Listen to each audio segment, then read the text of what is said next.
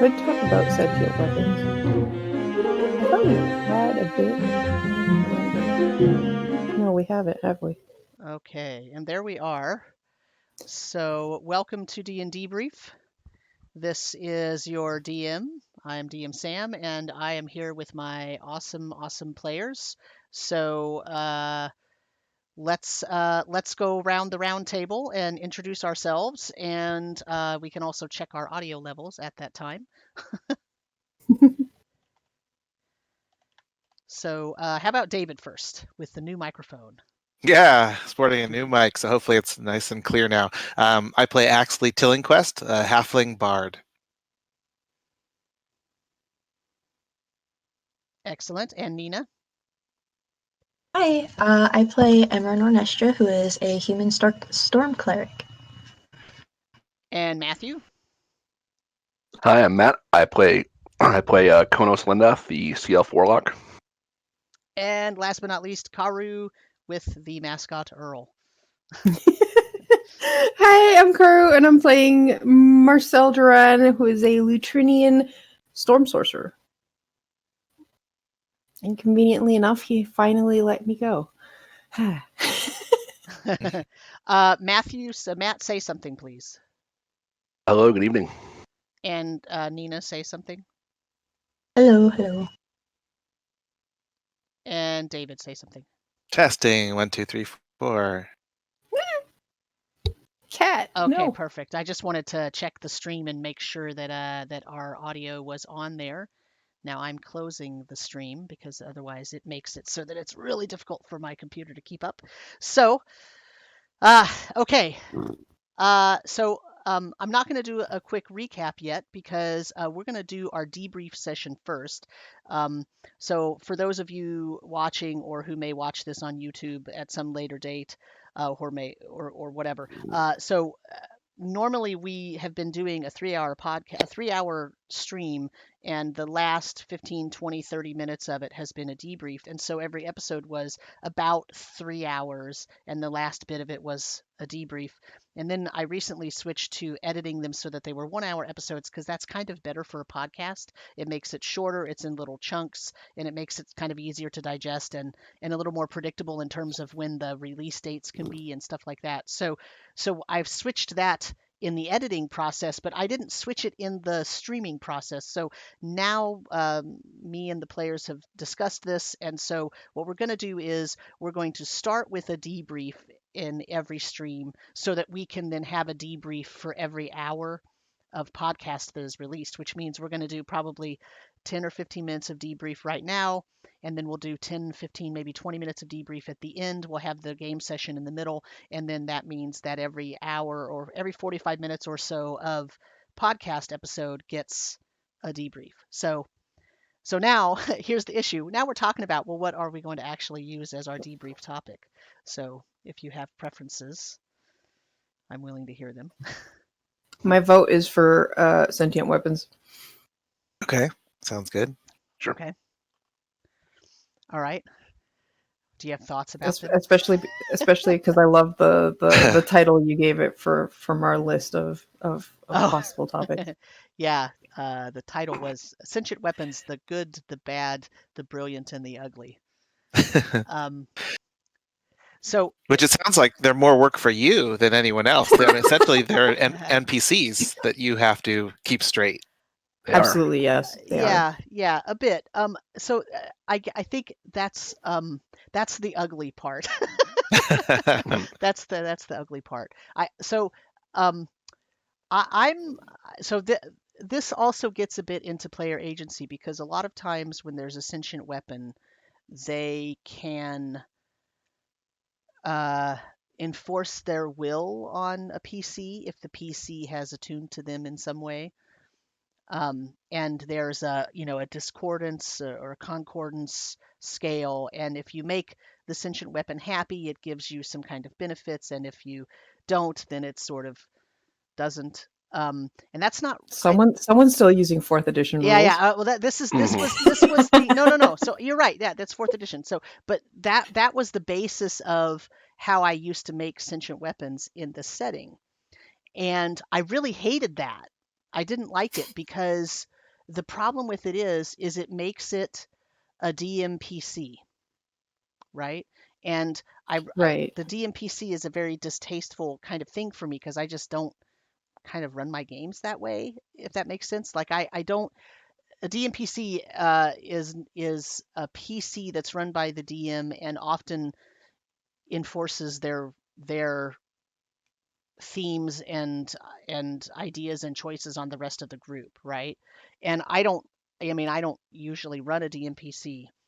And so it's a bit of a balancing act for me to run sentient weapons if they almost encroach on that territory, right? I mean, if you think of Bolum in this particular game, Bolum tries to convince you to do things, but I never go so far as to make you do what he wants, right?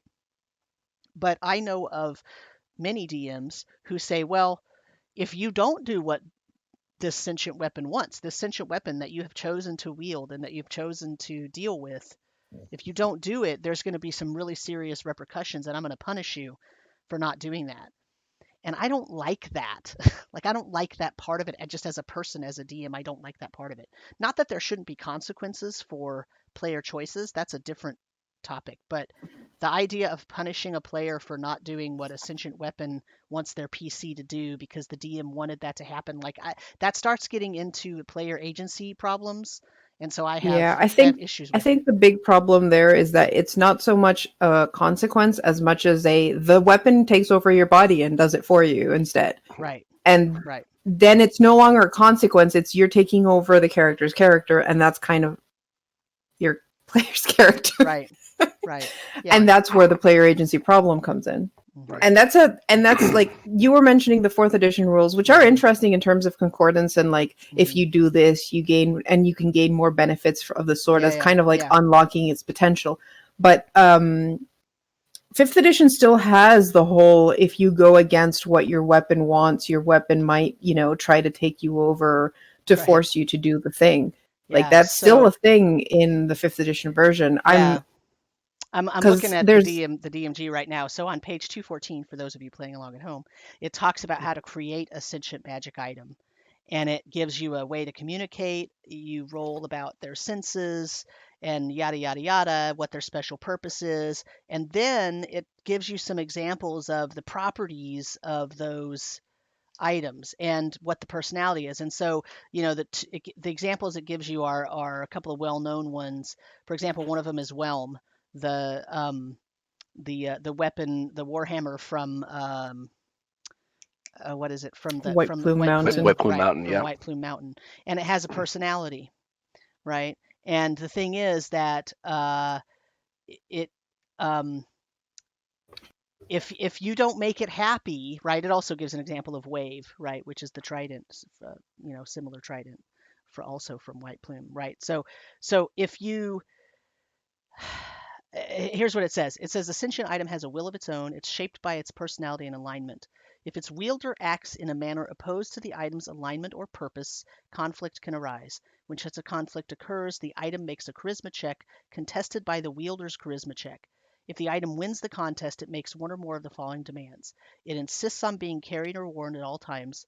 It demands that its wielder dispose of anything that it finds repugnant. It demands that its wielder pursue the item's goals to the exclusion of all else, and the item demands to be given to someone else, or the item demands to be given to someone else. If its wielder refuses to comply with the item's wishes, the item can do any or all of the following: make it impossible for its wielder to attune to it, suppress one or more of its activated properties, or attempt to take control of its wielder. So, that's a lot. So here's the thing. When I mentioned the concordance score in the beginning, I did that because this actually doesn't even really have a concordance score. It just has a save, right? You just make a saving throw. And if you fail the saving throw, that sentient weapon can do whatever it wants. At least in 4th edition, when you had a concordance, you could actually start pushing the boundaries and you would know what when you were sort of getting into disfavor with this weapon, so you could adjust. And it wasn't just an all of a sudden, here, make a saving throw, and if you fail, you have lost this contest. You've lost this I feel contest. like in simplifying it for 5th edition, they kind of took that and said, leave that to like the role play element and not give it like a mechanic. It's still baked. The idea is still baked in. It's just there's no mechanics for a score as such. It's just, hey, if the wielder and the magic item is at odds for a long time, the item has this ability to do that. And like I think part of it is because you're kind of emulating the fact that, sure, as a sentient item, it too has agency. So once you, the player, decides to attune to it, you now have this other agency that you have to play nice with. But who wants that? Because as a player, what would really be the incentive to want to have that for your character? Because it's a liability under most circumstances, right? I mean, like the way I see it, your weapon, your character's weapon is something that you're constantly looking to upgrade. You're choosing. It's like the number one tool you have for dealing with a very specific conflict, which is the combat mechanics of the game. And so you're constantly like, trading it in and out for a better one as it comes along. And I would think that a sentient weapon, it's generally going to be a high-powered weapon. It's not, the sentience comes with the strings of you're wielding more power, but then you have to deal with this thing being essentially alive because it's so powerful. So I've never played in a game where I've had to deal with mechanics that I fought against like 4th edition. It's only been more role play. But in all the experiences I've had, they're one of two things. They're either just kind of a fun NPC that you banter back and forth with. It has a personality, whether it's a pain in the ass or it's silly or it's trying to go back and forth with you, and that's relatively harmless. That's just an NPC. That's kind of a fun personality. Then there's the other side where it has some agenda. It has some agency in the game because it's a plot device, right? There's something revolving around the item that's creating story that you have to deal with. And that in of itself, if that's being done, that's cool because that's role play, that's story. So you deal with the pain in the ass that comes along with it. But I don't think I like it if it were purely just every time I want to do something, I roll dice against my weapon to see if it agrees with me. And I think I would find that to be too much of a liability. And at some point I'd be like, well, is it even worth it for me to have this thing? I'm going to chuck this and just get something that I know is going to perform for me every time, even if it's going to be a little less powerful. And doesn't talk back. I think that's the balance that like actually happens because in the Undermountain campaign there is a sentient weapon that you can find, and my players found it and started using it. And yeah, for the most part, it was like whenever the wielder of the weapon would nat 1 or something, the weapon would be like, come on, you can do better. Like, come on, I've got all these great powers and you're not using me properly. And that's awesome. Like, sure, it's got, and it has its things, but like, for example, in this case, the sword kind of has, as long as it's being used in a way that it feels epic, you can do whatever the heck you want, and it's not going to try to oppose you at all. If it starts getting bored, meaning you're stuck in town or whatever, then it might start imposing itself because its like main goal is to return to its place of origin because it's been apart from its creators for so long. And it can like force the player to just go. And the thing is, the sword, one of the abilities it has is using tree stride, so it can actually make the character just leave and halfway across the world and bye. But like, I think the main thing from a DM perspective is making sure that whatever sentient weapon you introduce to the party has goals similar to the party already, so that conflict is less likely to arise. And if it does arise, it is at least organic in terms of the story you're trying to like do with the rest of the party. Right. And they can be some incredible story seeds. Oh yeah. Like, I mean, I think Sam has. I mean, maybe I'm wrong, but I think he's worked like all of the weapons we have. They're either potentially front and center, like Bolem is more because it's integrated in the story, or they're just waiting to be integrated. They could go in any direction at any time based on if we start interfacing with their personalities in a certain way. And that, to me, that's experienced like high level GM stuff, right? Because it's one thing to just have a personality you're creating as an NPC for the weapon, but to then also play it in a manner where at any given time it can integrate into the story, that seems like that's pretty advanced. That would be hard for a lot of people to do. Matt, you want to say something? I was just saying, like, as far as like what Kara was saying about like the conflicts and stuff, like, yeah, it's generally not good to have like something that's like going to be diametrically opposed to either the personality of the person who finds it or what the party is trying to do. I mean, there's certainly room for like maybe smaller scale conflicts or whatever, smaller scale disagreements, but like the overall big picture goal should, like, the weapon should have the overall big picture goal, same big picture goal as the party. Now the fun can be, then there's disagreements on how to go about achieving that goal, but it's like, it's there, as long as everyone's kind of on more or less on the same page of what has to ultimately be done, then it can be, you're not trampling on player agency, you're not putting essentially a DM NPC that's not going to really mesh with the rest of the group.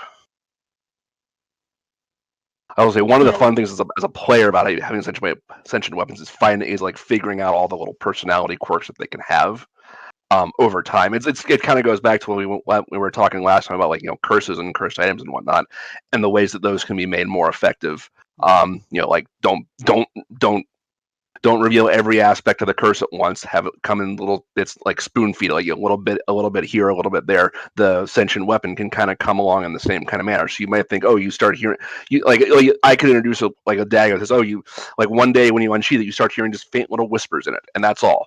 Nothing else. But it's like maybe you say, oh, is that the wind blowing? No, there's actually gonna be a little voice here. And then after a week, like, okay, you can maybe start to make out one or two actual words now, and just have that develop as time over time. And I mean, people are naturally going to be curious about some of that. Oh, why is my dagger talking now? Why can I hear words coming out of this? And that story is just going to write itself. One of the things, and I don't have much familiarity with older editions, but from what things I've read, like, I can remember a couple 4th edition like artifacts, like they're like sentient weapons or sentient armor or whatever, and they would have like about a full page worth of just backstory and lore behind them. So with the DM, that's really fun to just integrate into your game or tweak to how you like. And yeah, like I said, it can really be a driving force for a story. Yeah, and that's actually kind of cool, right? Because they can remain this open window. They can start out totally benign and be nothing more than just something you converse with, and they could remain that way for a long time until the GM finally wants to speak through them or through that window, open it up, and then push more story through, right? And then suddenly there can be something more happening. So I guess that's probably something worth saying too, right? For beginner dungeon masters, it's probably pretty intimidating, I would think, to do something like that, a sentient weapon. It's a tough thing to manage consistently throughout the game, but you could kind of start small, just start as like a small little personality, and then eventually maybe an opportunity presents itself where it can expand. I feel like sentient weapons have a lot of options in terms of their use in a campaign. Like, it can be the big MacGuffin. It can be the thing they find more or less in the middle that leads them to, they need the knowledge of that sentient weapon to find whatever or destroy whatever their main goal is. Like, there's a lot of options there. I like, I don't know if, oh, we got mail. That distracted me, damn it. Yes. Where was I? Oh, for our 4th edition campaign, I don't know if Sam is familiar with the Ashen Crown. Oh, yeah. But I introduced the Ashen Crown into that with the whole, like, they found first one magical piece of it. And when you find one piece of the Ashen Crown, which I think has 5 pieces, it's just a magical item. It does absolutely nothing. But once you start attuning to more, but you do have like a sense that there's other pieces that are connected to it, so you can kind of like feel in which direction, if you're getting close to another of the pieces there is. And slowly they started, at the beginning they were attuning to it within the group, the different pieces that they've just found here and there, until there were enough pieces of this artifact that it could regain enough sentience that it could start speaking to the party. And it started speaking to the one that had the like simple circlet where everything else kind of goes into it. Right. And they had a lot of fun with that, especially the person who ended up with the actual sentient crown. and the banter back and forth. It probably helped that the person who had it really likes RPing with me, so they just love the personality that I gave the crowns. Yeah. So I'll tell you the basis of sentient weapons and artifacts in my setting, in the setting you're in right now. But I want to hear what Nina has to say, because she hasn't really said anything. Yeah, this is kind of a topic that's newer-ish to me, since I haven't introduced anything into my game that's sentient weapon-ish, and I don't have anything in this game that my character specifically is dealing with. But I think Matt summed up pretty much what I wanted to say. Is that conflict is kind of interesting, that there can be that conflict with characters, but how do you kind of contain that so that it doesn't get out of hand, to the point where the weapon takes control of the player and runs off?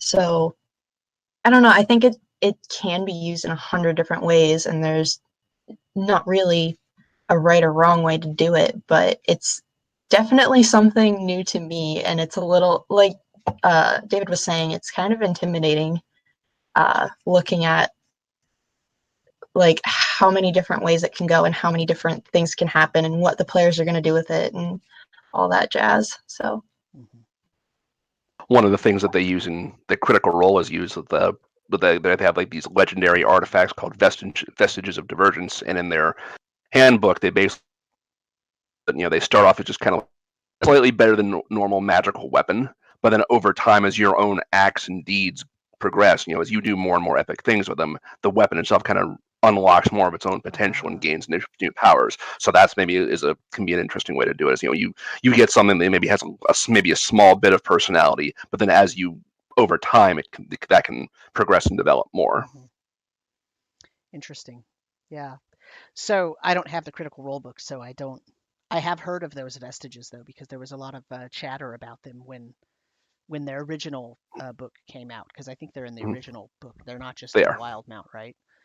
Yeah, no, the original book had all the ones they use in campaign 1, as well as maybe 8 or 10 other ones that they never used and they never found. Right. And each one is essentially it starts off as like a +1 weapon. There's a little bit of lore, and then each one has individual powers, and then there's no, the nice thing about this, it's all the powering up of it is essentially tied to the player's role playing choices. It's not even level milestones. It's not like once you hit a certain level it does this. Right. It's just once the player spent enough time and done enough, now there is more benefits to having the weapon or the item, and that can be something that's done by role play, something that's done by just over the course of a scope of a campaign, or maybe the player learns, hey, this is an actual thing you can awaken more power within if you do X, Y, and Z, and then that can be a sort of a driving motivator for for some campaign development.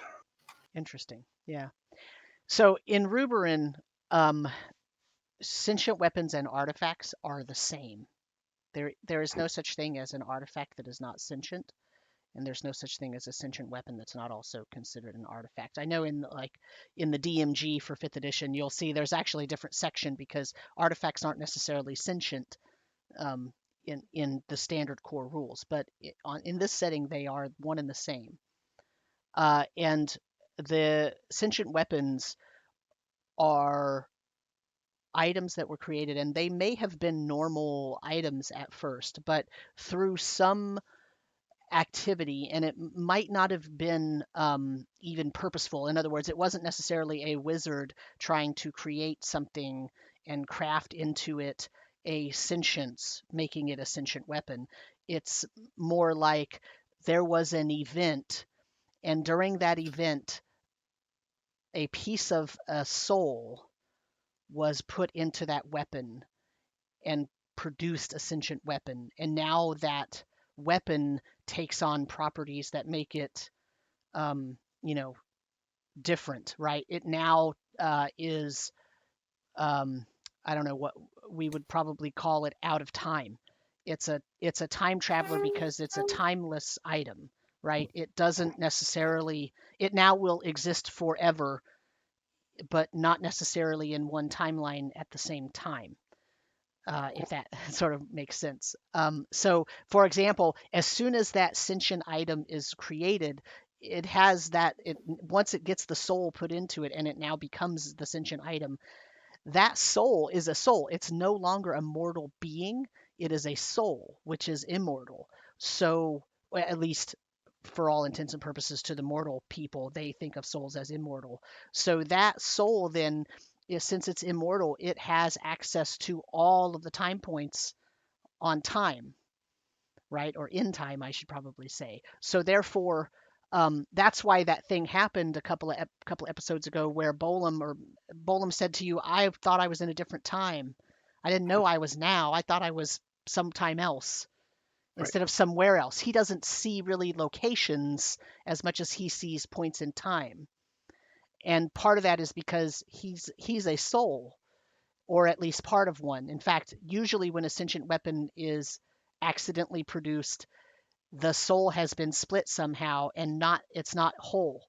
And so since the soul's not whole, that means either that soul is always going to be bound to that weapon and can never be released, which is almost a form of torture if you think about it, or it can be matched with the other pieces of its own soul, and then somehow you can bring it together, and then that soul can be set free, but now you no longer have a sentient weapon. So you no longer have that magical item that is timeless, right? So that's kind of the thing that's happens. And so the reason that it's like that, part of it has to do with the history of the world and the different campaigns I've run in this setting, but part of it is that allows me as a DM to make a sentient weapon that has motivation and has a sort of memory of things or access to knowledge about certain times, which is just a weird fancy way of saying memory, right? Like when you have a memory of something that happened last week, you just have a weird access to knowledge of what happened last week. That's all memory is, right? Well, if you think about it, if you could have immediate instantaneous access to any point in time, and you could immediately recall the events as they occurred at that point in time, even if your current body wasn't alive then, that would be like some kind of fantastical odd thing, right? So that's what these sentient weapons have. They're out of time. They are not locked to the timeline. So anyway, the reason I did that is as a DM, it lets me create this fantastical thing with a motivation and a drive and a personality that doesn't necessarily have to take over the player that is, or the PC that's wielding it, right? Because the motivation doesn't necessarily have a time limit, right? It's not like Bolum ever said to Konos, "Hey, you need to go through that gate and you have to do it within the next 5 minutes. Otherwise, you're going to completely change this timeline for the worse. And I know that's going to happen. So you need to do that, right? Your choice is time limited." There is no time limit for this thing. It's a soul trapped in an artifact, and it became a sentient weapon, and who knows what's going to happen, right? So it doesn't have a necessity to take over the PC's agency by design. So that's why they're like that. So yeah, so now you know a little bit about Bolum. I'm telling you this because probably when you get to Kalport, you're going to discover something about Bolum that you did not already know. This will give you some insight into that. Well, this is also giving me some question material for Bolum. to it. Yeah. So I think that's good enough. Unless somebody else has something to say about that, we can move on to the game. But I do want to stop and get some tea first. So I want to make one anecdote before we finish. Sure, because absolutely. It's relative to sentient weapons. I actually had recently in my game the problem that, one of my characters is a hexblade, and we were on a level of the Undermountain where they had to find a sun sword. They knew there was a sun sword here, and also it was related to a bronze dragon, and my hexblade is a bronze dragon draconic sorcerer. So things started to line up too well, and last minute decision when they picked up that sun sword, which is supposed to be just, one of the many sun swords, not the sun sword. I was like, you know what? Yeah, this is going to be the conduit through which my hexblade is getting his power. and made it on the spot a sentient weapon. So that's been going great, and there was a great reaction from all the players when they picked it up and it started talking, and they were like, "Oh no." Yeah. Oh no is exactly the response that you want to hear. Okay, so let's take a 3-minute break. I'm just going to go make some tea real quick, and so I will throw us into the to the we'll be right back. We're on a break screen, and then give us 3 to 5 minutes, and we'll be right back.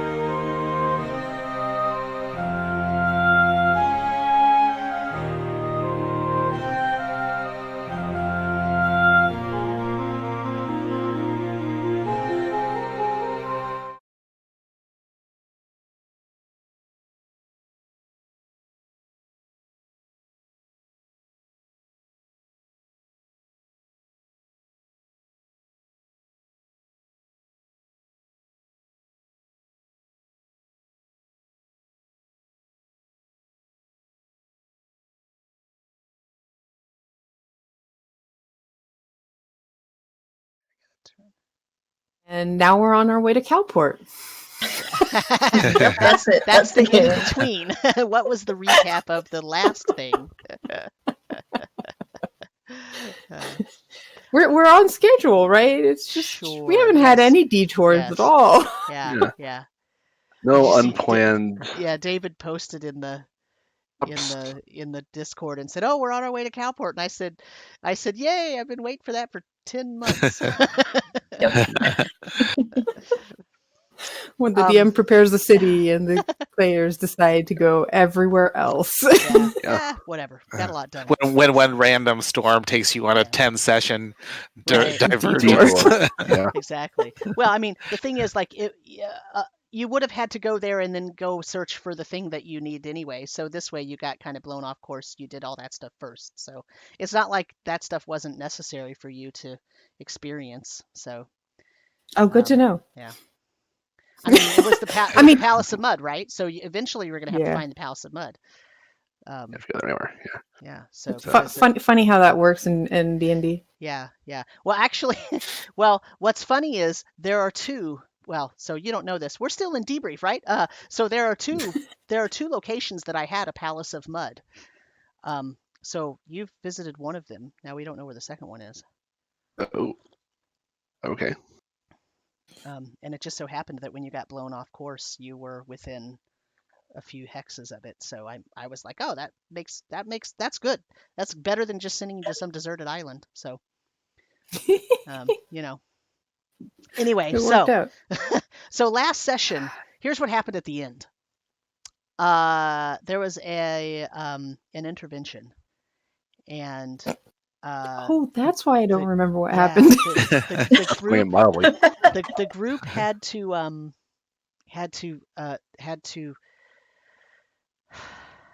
talk to Marcel about the wonderful necklace that they were wearing, and hijinks ensued, and eventually the necklace was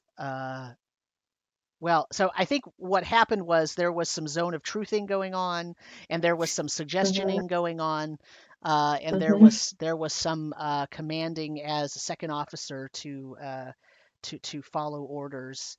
And Marcel was like, "Geez, guys, what's going on? I don't even know what you're talking about. This isn't that big of a deal at all." Sort of, in not so many words. And the long and short of it is, they got the necklace away from Marcel, and Imran cast Remove Curse, and that fully made Marcel not have to have anything to do with the necklace, because the necklace was cursed, and so Marcel was compelled to not want to have the necklace out of their possession. And at the end, though, what happened before the Remove Curse was cast, Marcel actually rolled a save and actually succeeded. So Marcel gave up the necklace of their own accord, and then Imran cast Remove Curse, and Marcel sort of became aware of the full intensity of the bad feelings that were being produced by that necklace, because previous to that, in the same episode, Marcel had raised dead, but not raised dead into a nice living form, but rather created zombies. And a little bit liked it. So so then because of a confluence of events, Konos agreed to let Marcel zap him. Yeah, with shocking grasp. With shocking grasp. And that caused the barnacles on his face to shrivel up and fall off, and reveal that his eye is a perfectly shaped piece of coral. And so for the first time, oh, look, another cat. See, this is another mascot. For the first time, the crew is seeing Konos's head without barnacles all over part of it. And the coral eye is a little bit disconcerting, but it seems to More work. than the barnacles? Well, you had the barnacles covered. True. So, and so that's where we stopped. Did I skip anything? I skipped the whole first half of the episode, but we got some really key information revealed about possibly the cause of the sinking, right? Regarding the soul spire in the threefold lake that is empty, and that's where also the coral resides, which we learned. Yeah. Okay. Yeah, like Konos tried to commune with his patron, and it sort of worked and sort of didn't. But in the process, he got essentially coordinates of what plane this is on. Apparently it's not the Blue Plateau. So it was a plateau he wasn't familiar with, but that's he right. knows he essentially has GPS coordinates of where this is. But when he tried to write it out for everybody else, it was just all gibberish. But he can understand it perfectly. Yeah.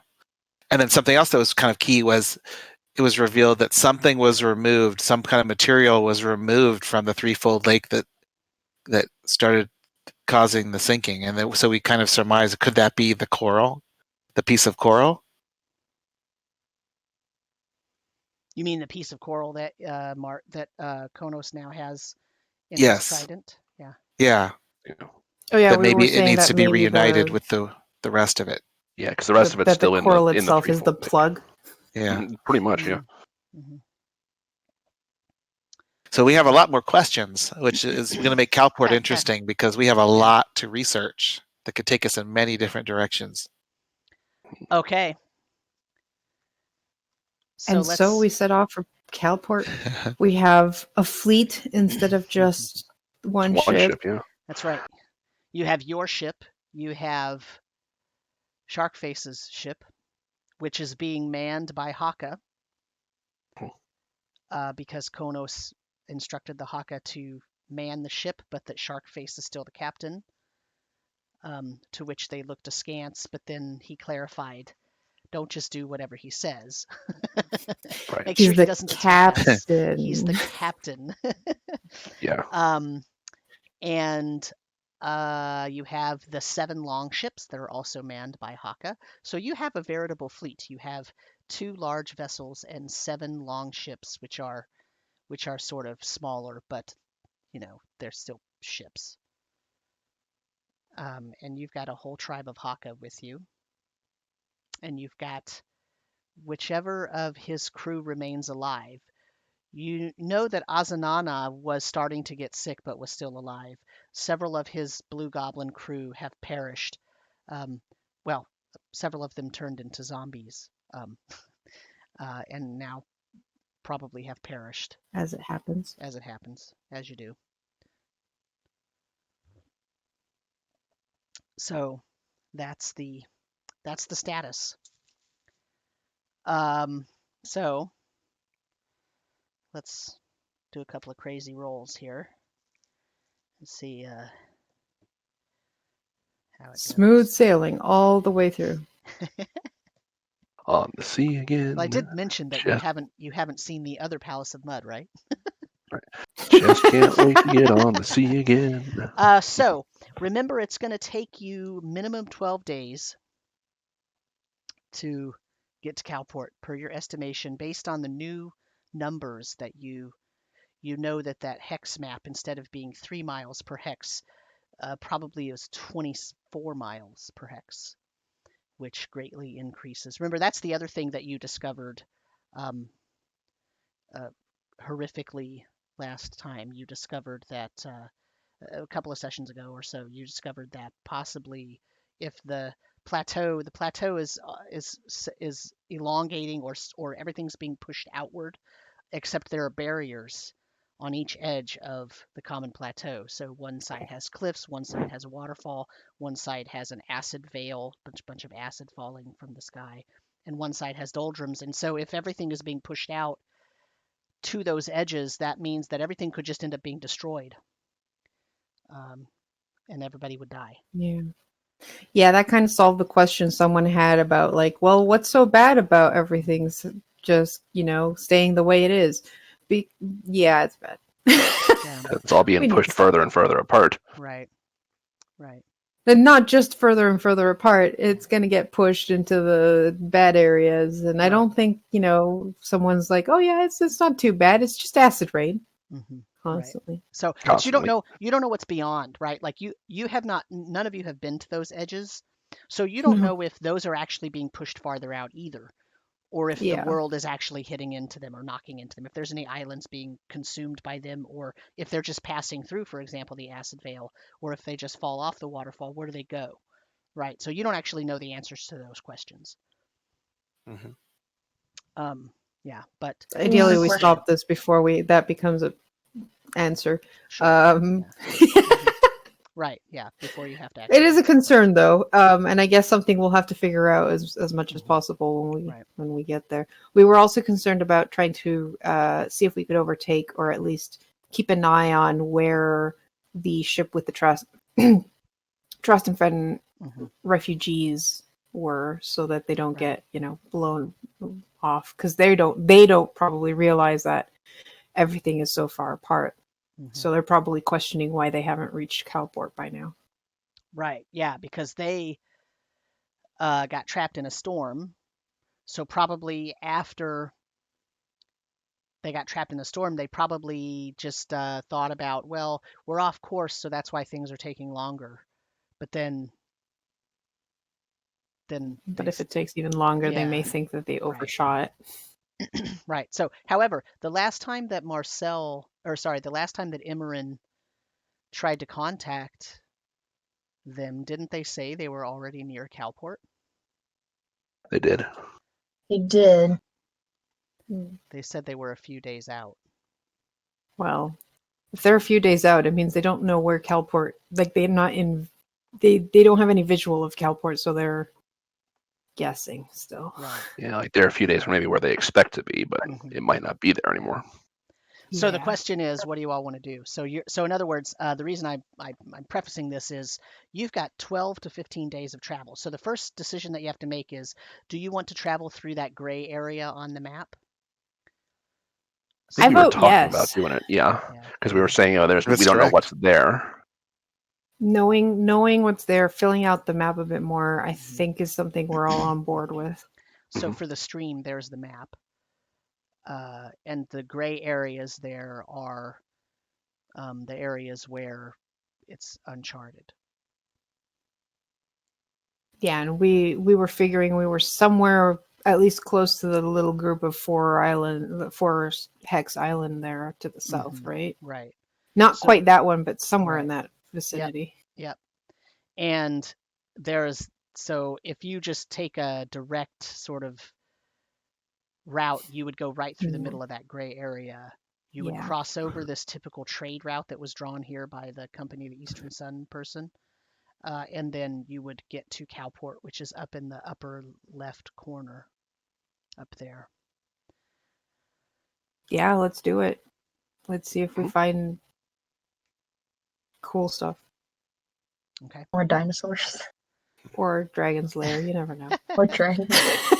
So Oh, okay. so the second question is, what are you going to do on this 12 to 15 day trip? What do you? I what have are- stuff. Okay, what's your stuff? Let's go like in a round table, and we'll start taking care of stuff. We'll start with Nina. We'll start with Imran. Sure. The first thing I did make a note that I wanted to cast Commune. Okay.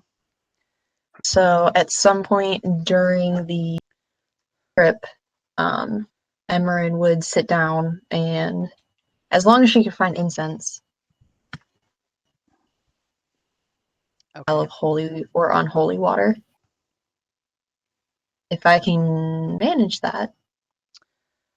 I would think that the Haka would have, they have a shaman type person. I would think that they would have incense available that they could have given you before you left port, right? And they probably have some Yeah. with them actually as well. So if you needed more, they could give you that. I don't think that would be a problem. Perfect. So But I have a question. commune. So you want to do commune first, huh? Yes. All right. Let me read here so that I can.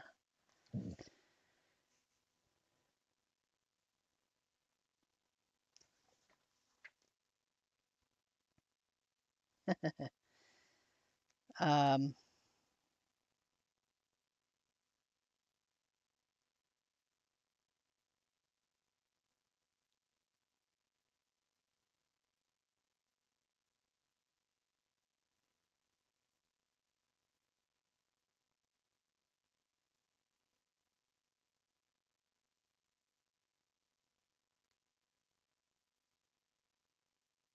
okay. You have your questions figured out already? I do. I Are had a you- lot of time to think. Have you told the rest of the crew that you're doing this? I hadn't. Probably, yeah. I'm probably on the deck of the ship if it's like raining at all or storming at any point in time. I would like to do it at that point. Okay. And I also have my Pelker, and Okay. he's chilling with me. And I set it all up on the deck of the ship, and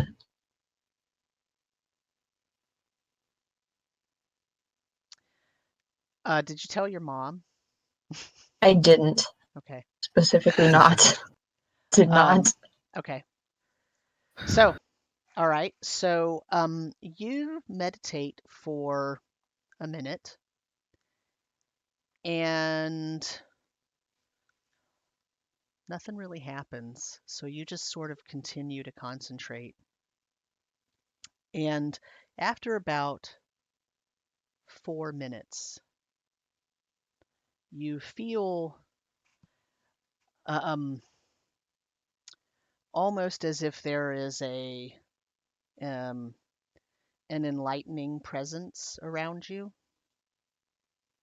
You feel warm. It was raining, right? And so you were a little bit chilled because you had sat there motionless for 4 minutes.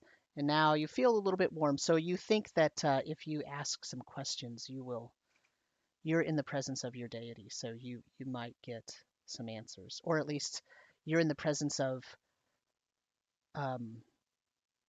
a representative of some sort of your deific power, right? Of your deity's deific power. It took longer than you thought. I make a mental note of that, but I sure hope you know what's going on because we're lost on a lot of things. But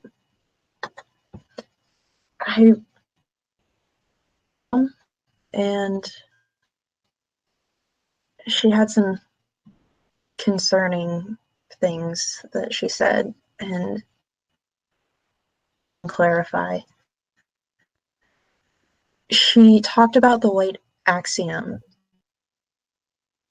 and she said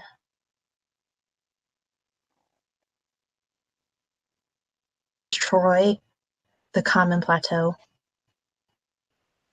You blanked out there for a second. She said what? I asked if it would destroy the common plateau. You asked, your first question is, will the white axiom destroy the common plateau? Yes.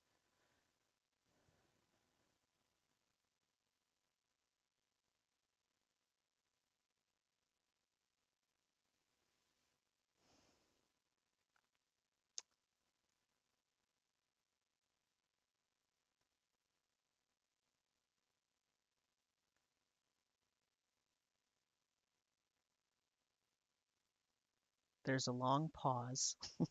Uh-huh. And you feel your heart beating in your chest. And after a moment, the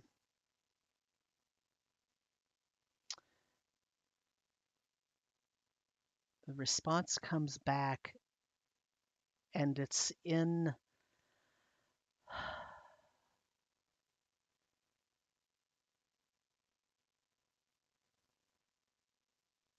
it's in a voice you weren't expecting. It sounds like your mother.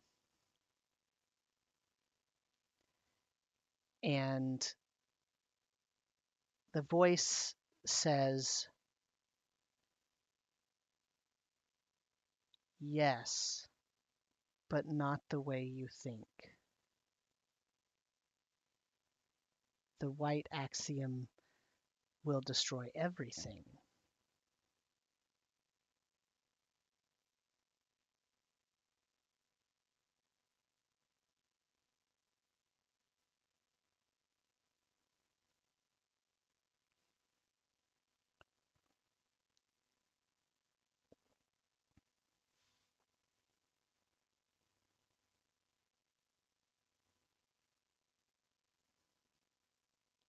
Thinking all of my questions.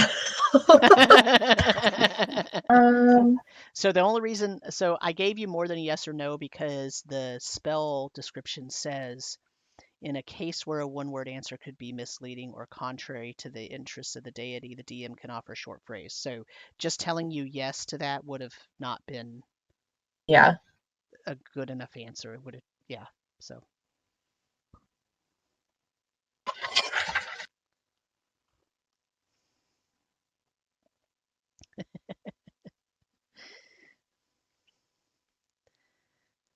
I like the implication that when you get more than one word answer, it means your deity is actually paying attention to you, and it's like, oh shit, now I feel special. Yeah. No planned set of questions survives contact with the DM. Nope. Okay. Well, but if we don't reverse the sinking, will the common plateau also be destroyed?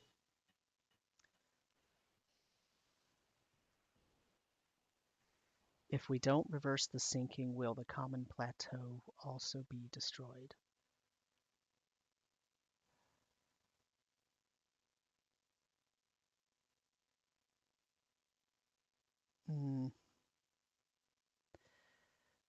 There's a long pause again. And then you hear a voice. And it's not a voice that you expected. It is the voice of Olgrat. And Olgrat says, "No, of course not."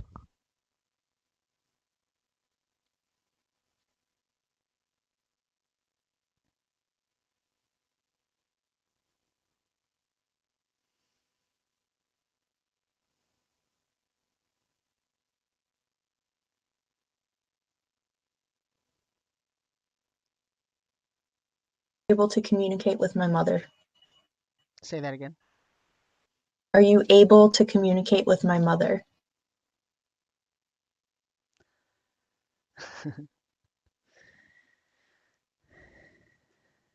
There's a pause.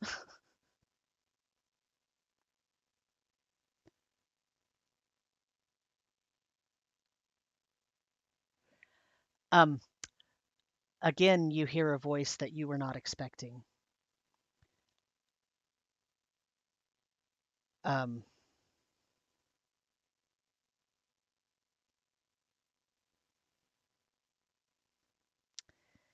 This time it's very unsettling because the voice that you hear is the voice of Laralac. And the voice says, "No, my child."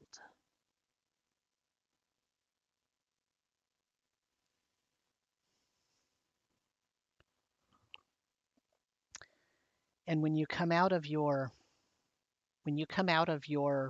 meditative state, there are 4 Pelkers around you. And much more time has passed than what you thought.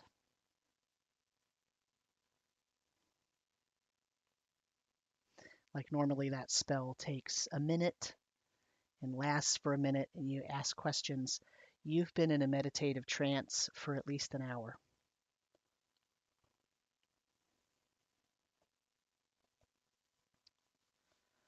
Slump back against the ship and take my Pelker and just kind of think about all that. If she was in a meditative state for that long, I almost imagine it's 4 Pelkers and just 1 Lutrinian just staring at me. Probably.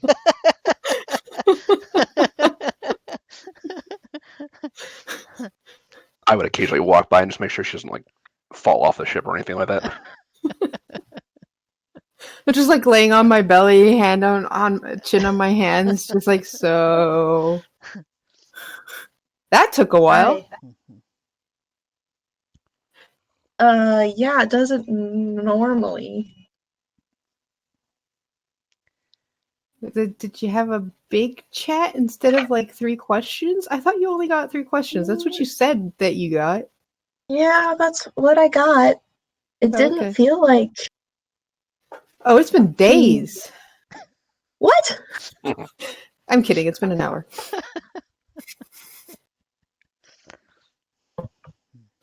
We got to Kalport. We left Kalport. Right, yeah.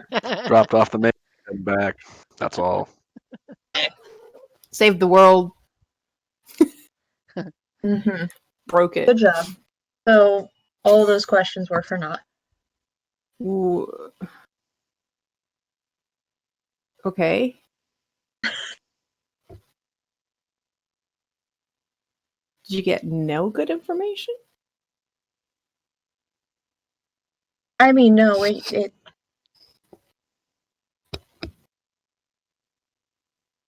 it made some things clearer, but it also not very specific.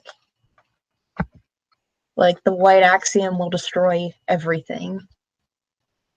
So that's out of the picture, but even if we don't reverse the sinking, the common plateau won't be destroyed. I guess destroying a plateau is kind of complicated and might just unbalance the whole universe. Yeah. The real question is, can we survive in whatever happens if we don't do this?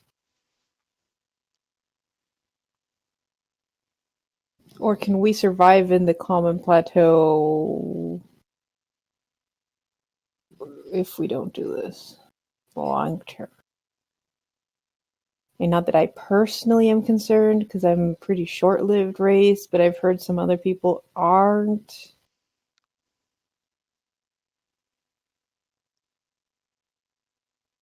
My people can adapt, but not everyone can. Right. I guess we do some digging when we get to Kalport.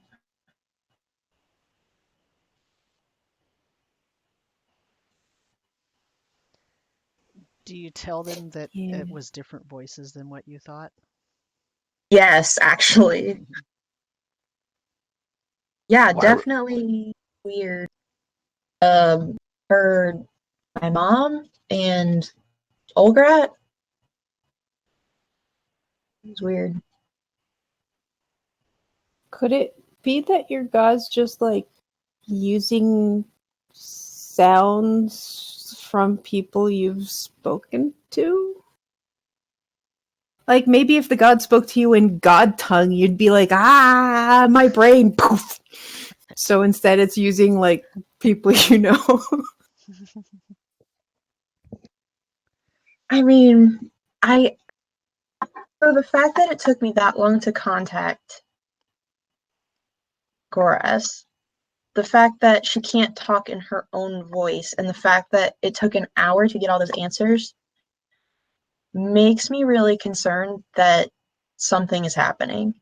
And we already learned that Laralac, I have all of my notes out, everyone.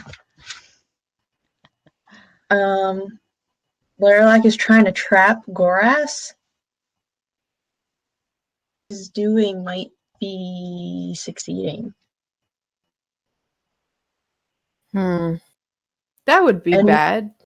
That would be really bad because I would be pretty screwed over if I couldn't contact my deity, because that's where all of this comes from. Yeah. I just kind of try stuff out until something works. Yeah, that would be bad. We kind of need your healing.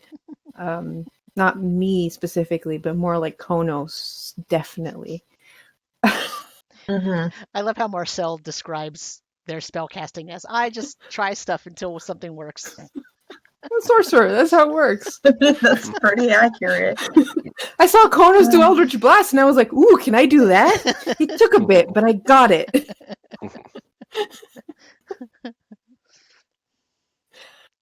So, David, where was Axley when all this was happening? Did anybody notify Axley that Imran was like communing for much longer than? I'm assuming everybody was kind of paying attention and trying to give her space, but Yeah, I mean, I wasn't being discreet about it. yeah. I think what I'm trying to do is go through the book of proofs transcript that we have and just try to get any questions that I might need to research in Kalport together. Mm-hmm. Okay, so you're consumed with that, so you don't know anything that's happening with Imran. Okay. Okay, so that's all happening during the first day. Konos, what are you doing during the first day? I'd want to ask the group: does anybody have anything that lets them see it? Lets you see something that's invisible? I don't think so. We have the monocle that kind of worked. Okay. Yeah, like, could I either borrow that or maybe you come with me? Because I want to spend a little time just like going through the curiosity, just seeing if there's any other like hidden compartments in there that we haven't found yet. I really wish I still had that X-ray vision thing, but I don't anymore. Sure, I can take a break from study. Okay. Give me take a little time.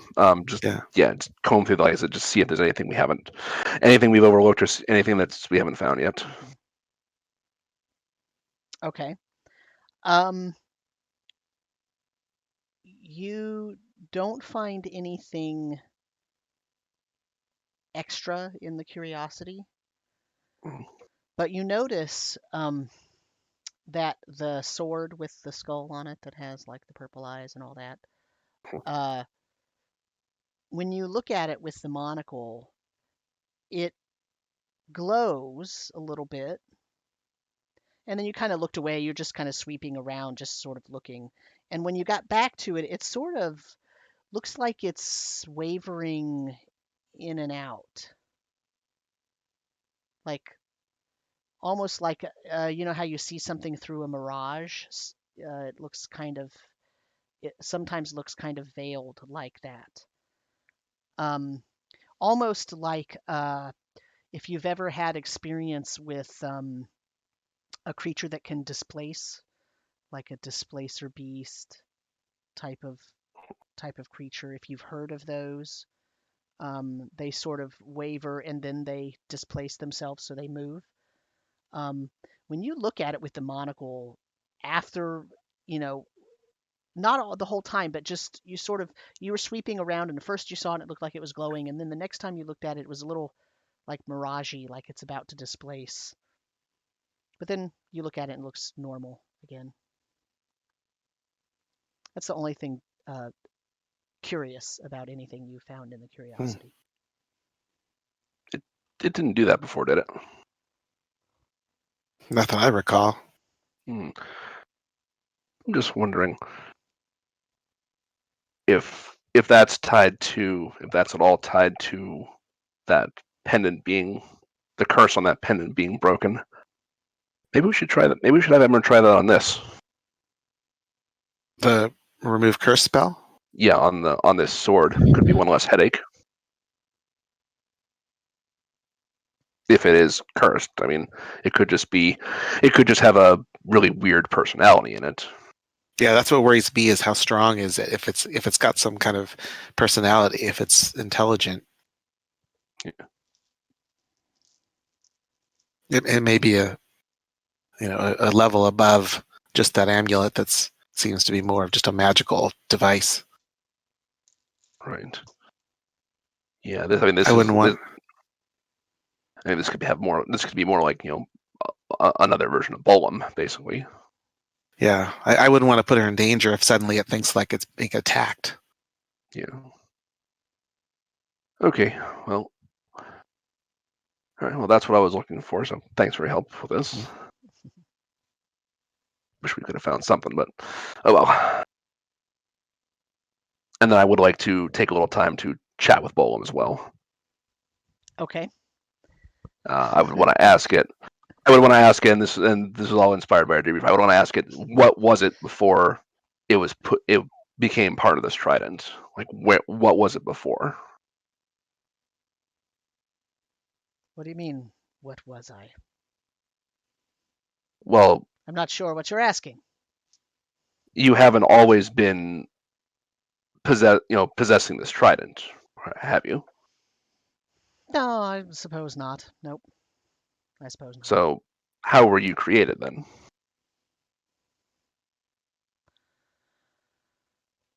Well, no one's asked me about that for a very long time. Well, what do you mean? I'm not sure how I got put into the trident. I mean, did you used to have a body like me and the rest of us, or did you just wake up from nothing and you were a talking trident? No, I had a body. Of course I had a body. Of course. Okay. How long ago was that? Well, time is so fluid. Let's see. I feel like it was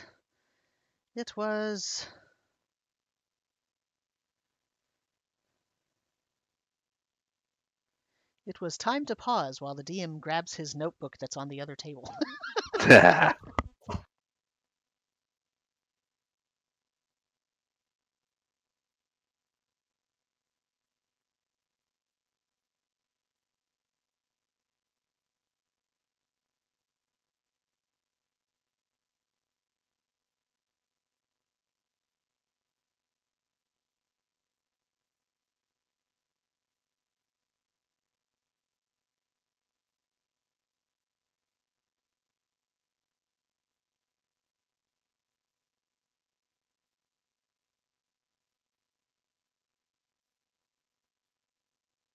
Oh,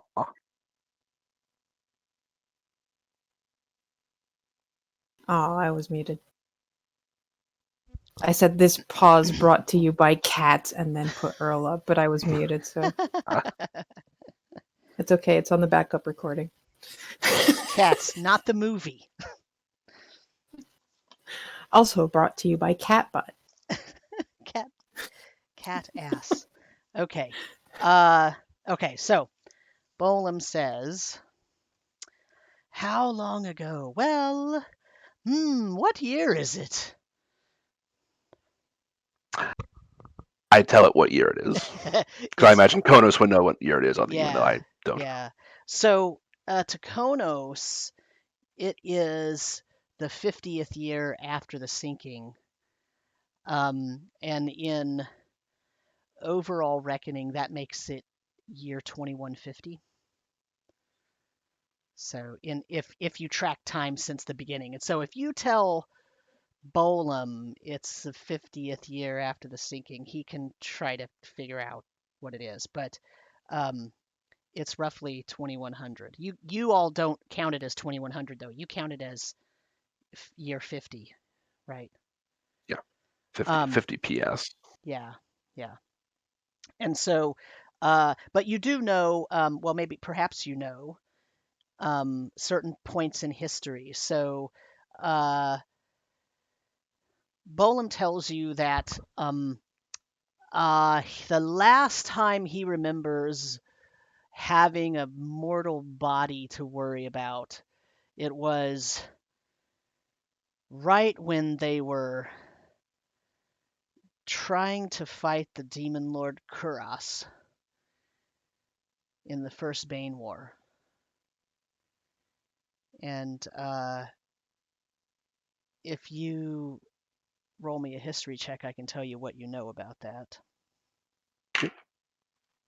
I was going to say Konos probably knows more about that than I do, but maybe not. 12. So you know that there was a demon war in the year 300, and the demon lord Kuras got struck down. Then there was the second Bane War in the year 600, and in that demon war, the demon lord Balak-Hexagon got struck down. And then 600 years passed, and Pegard the Eviscerator brought on a third war, which is not called Bane War 3, it's called the Evisceration. And then there was relative peace, at least in terms of demons trying to come in, from then until the sinking. And what Bolum is telling you is when the first Bane War happened in the year 300, that was the last time he remembers having a mortal body. So 1800 years. Wow. Yeah. But he doesn't remember. He can like snap his fingers and go back to that time. He is timeless. So he doesn't feel it as a long span of time. He just says, oh, it's like you saying, oh yeah, that was when I was 12. And to you, it feels like kind of a long time, but actually not really. Like, like it's within your memory, your living memory. So it's not, yeah. Well, if you're timeless, then can you see what's ahead? Can you see future points in time? Sure. Okay, let's play with this a little bit. So, can you tell Most us people if don't like it when I tell them about the future. It's can you unsettling. can you tell us if we're ultimately successful in reversing the sinking?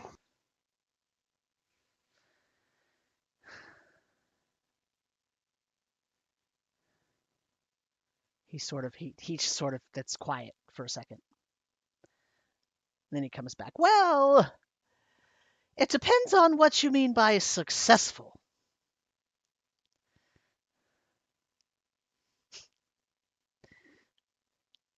Can you be a little bit more specific? Do we reverse the events of the sinking? Do we restore the common plateau to the way it was before?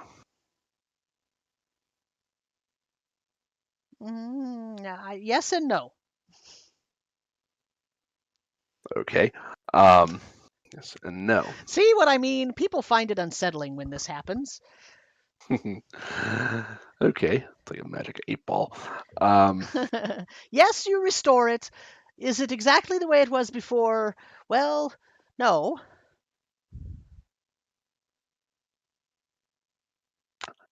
Does Liralac succeed in his plan to Yes and conquer no. the common plateau? Okay. Yes, he succeeds in his plan.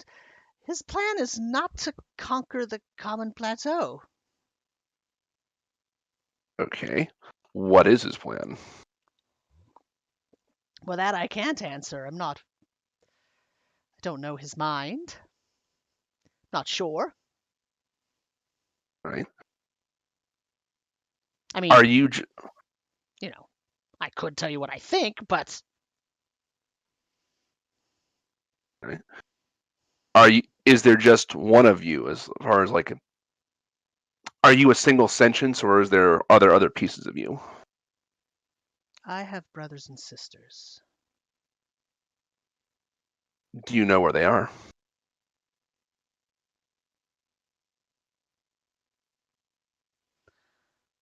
Not really, but I know when I get close to them. Are your brothers and sisters these howler creatures? No. Okay. No. I don't want to kill my brothers and sisters. I want to kill those howlers. They don't deserve to have purchase in the common plateau. They're not here. They're not of here. They need to be somewhere else. Where exactly do they need to be? Kind of like that goat thing you always bring out. It deserves to be somewhere else. Where do these deserve to be? Oh, back where they belong, in the well of Hasit.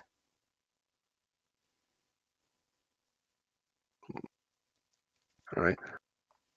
After they're all dealt with, then what? What will you do? Will you still have a purpose? Well, of course. I always have a purpose, don't you? Yes. Changes from time to time, but yes.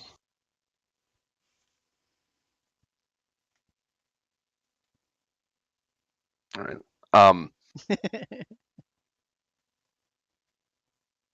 Do you have any connection with the coral in the threefold lake? Or do you know how to get there?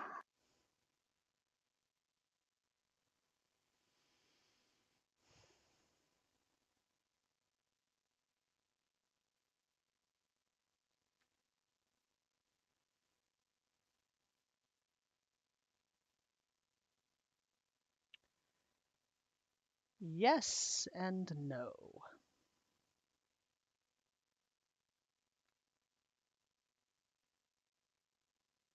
Yes, no, you're connected, or yes, no, you know how to get there.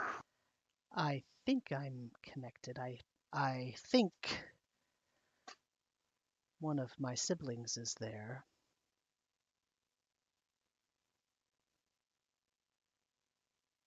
What are your siblings' names? I don't know.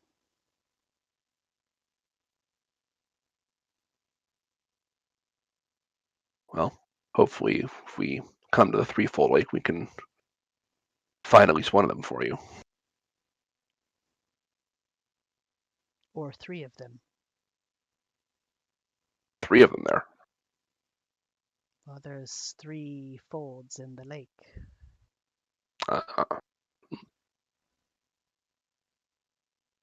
Very clever. All right. Well, thank you. We'll try to learn more when we get to Kalport. Oh, Kalport! Is that where we're going? Yes. Excellent! I I haven't agree. been there in a long time. I have never been there. What's it like? Oh, it's a big, beautiful, dirty city. It has lots of people. And, well, I haven't been there in a while. Let me see. And he pauses.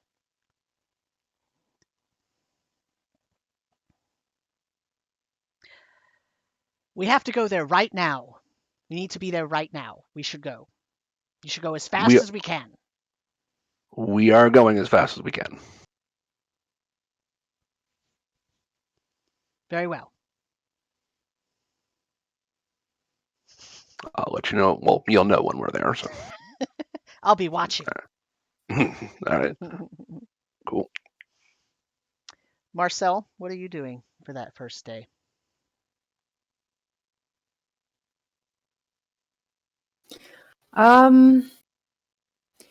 Probably just hanging out with the ship. I mean, besides, keeping an eye at least until Amarin finishes with her spell.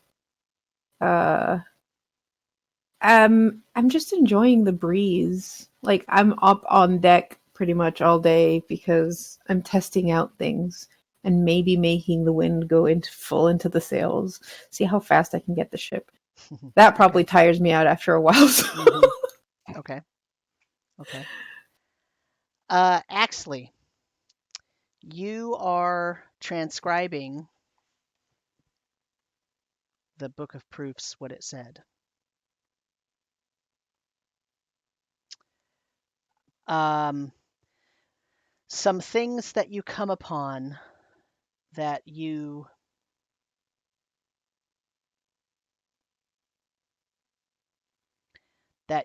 are sure that it is saying, but you don't know how the pieces are connected because the translation is, there's like an equation in there that you can't really figure out yet. Mm-hmm. But here is what here are some things that you glean from what you've seen so far. It makes mention of a white plateau, which you have not. I mean, perhaps you assumed there were plateaus for every color, but so far you have not really had any interaction or any. You've had knowledge of the dark plateau, the common plateau. There's a green plateau. There's a red plateau on that cube. There was a red one, right? And there's like a door thing on there, but you never really heard of anything about a white plateau. But there is definitely a reference to a white plateau. There's also a reference to the Soul Spire. There's a reference to the Dark Plateau. Something called the Palace of the Fated. Fated, F-A-T-E-D, not faded, F-A-D-E-D. Okay. There's a reference to the Red Plateau. And something called the Well of Capitalis.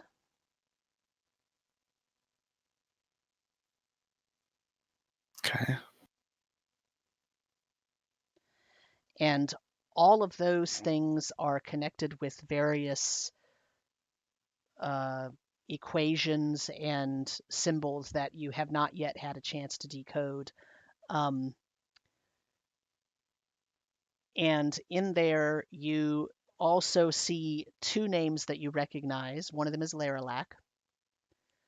One of them is Delencia. Okay. Oh, hold on a minute. Can you? Sure. Pick me. Yeah, you can go with someone else. I'll pick me up in a minute. Okay. Imran, what are you guys going to do the next week? So we don't have to necessarily go day by day because it's going to be like 12 days, but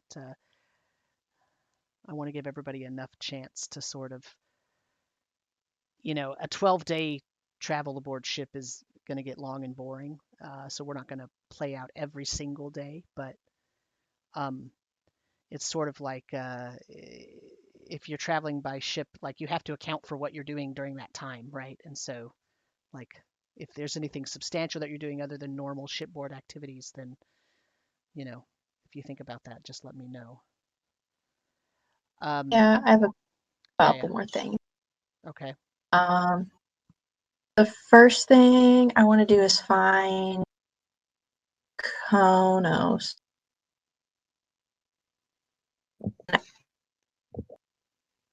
You speak Primordial, maybe, right? Yes. You want to help me read this thing? And I hand him this, the scroll of vile undoing that we found. Okay. Yeah, I mean, I can read it. I can read all languages. So yeah, I can spend some time with that. The scroll of vile undoing, it actually is a spell scroll. Oh. Okay. But it's different from other spell scrolls that you have seen. Arcane spell scrolls, you can pretty much tell immediately that the ink itself is imbued with some magical properties, so that when it is read, the ink in some way acts a little bit like the material component in a way, as part of that spell activity. And in this case, it doesn't. It's not like the normal. It is a weird ink that is written in, but it's not the normal sort of arcane imbued ink that you're used to seeing. It's also not like a typical divine scroll, like you have seen in the temples where they might create a scroll as part of a parlay to a town leader or as a gift to someone, and they'll weave some sort of curing magics into the scroll or something, and that has a divine component that's typical of spell scrolls as well. This is not like that. This is it's a different ink, but it's not your typical arcane divine kind of ink.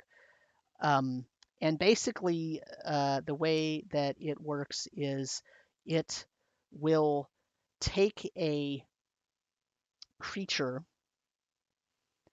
up to 3 targets, and it will cause that creature to, whatever item it was resistant to or invulnerable to, it will make it now weak to that.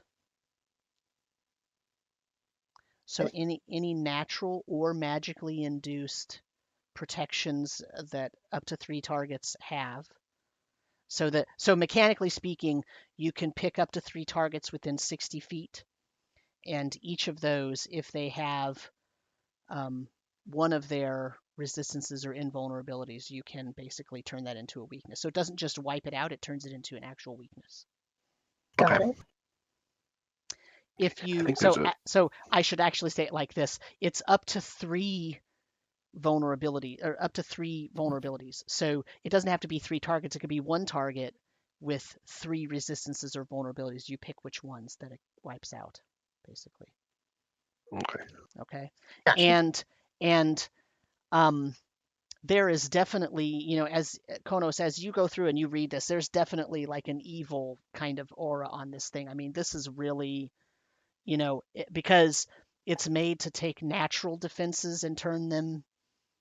So you're basically messing with evolutionary elements there, and so there's an evil tone to that. It's not a nice, pretty, it's not a nice spell. It's a pretty nasty spell. Okay, so I'll give it back to Emergency. This reminds me a little bit of some kinds of magic I have a little familiarity with, but it's much stronger, and it's kind of nasty. So we should save this for something that we know is going to be really hard to deal with. Yeah. I explained her everything it does, basically. You can probably hold on to that. Okay.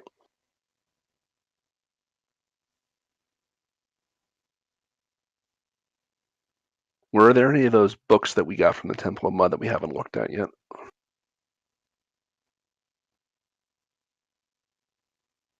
Um,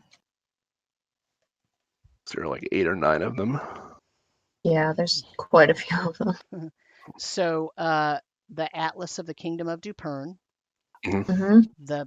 you haven't really looked at yet, but you kind of flipped through it and you saw what it was. Pactus Hydronicus, which was subtitled The History of the Blue Gate and Its Influence. Mm-hmm.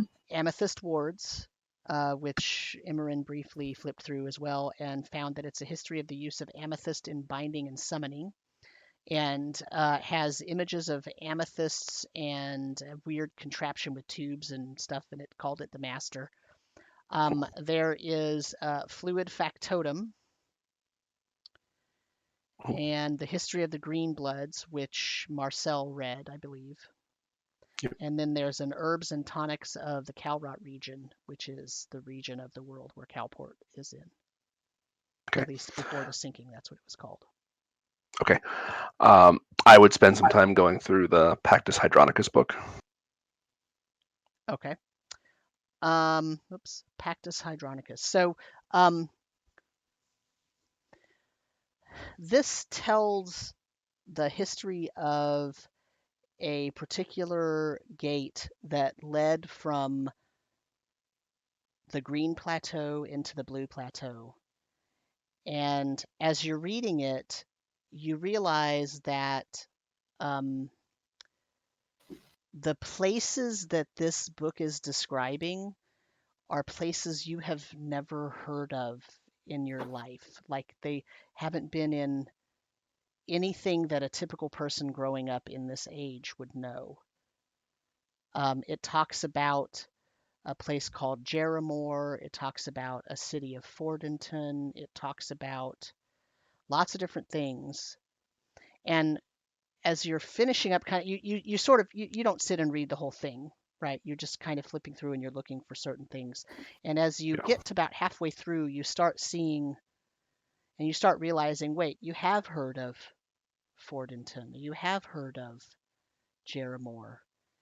And those places you've heard of because the Company of the Eastern Sun was founded by a group that went to the Kingdom of Jeremore, or the continent of Jeremore and the Kingdom of Fordenton, and did something to become heroes. And that's part of why they're the founders of the Company of the Eastern Sun. And you realize that the Blue Gate was located in that kingdom.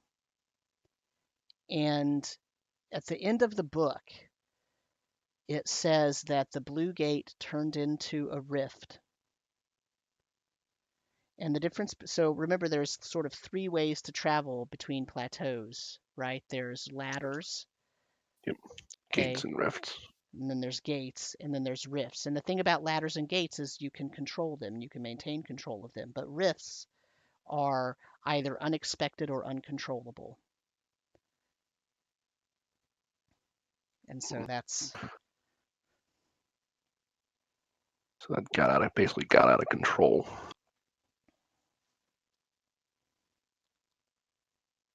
All right. Interesting history lesson.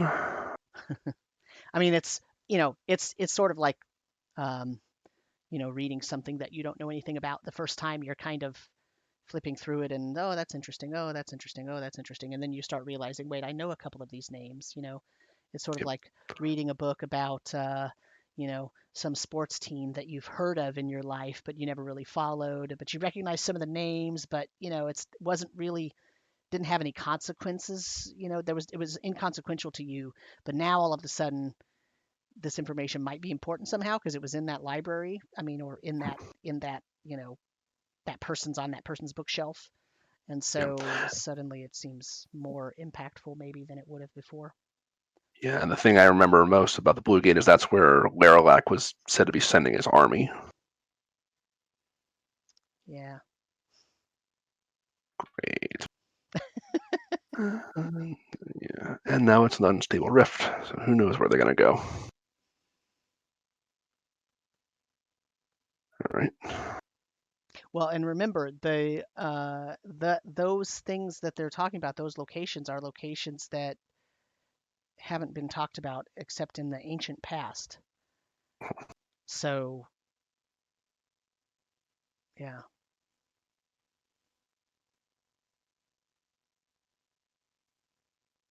Does That's Bolin? that's different from saying, oh, there's a rift that just opened near Kalport. He might be trying to exploit a rift near Kalport, and that's that's a meaningful statement if that were true. I'm just saying, that if you suspected that, that would be much more impactful than saying, well, maybe 1,000 years ago, or maybe 400 years ago, there was a rift in that area before the sinking that was being exploited. Like that's a different kind of issue than if it was happening right now, I guess is what I'm trying to say. So Conus has heard of Jeremor and Fort. Does he know where those would be in relation to Kalport or any other major places? To the west, if they are on the Common Plateau. Okay. Yeah, if they're still there. Right. Okay.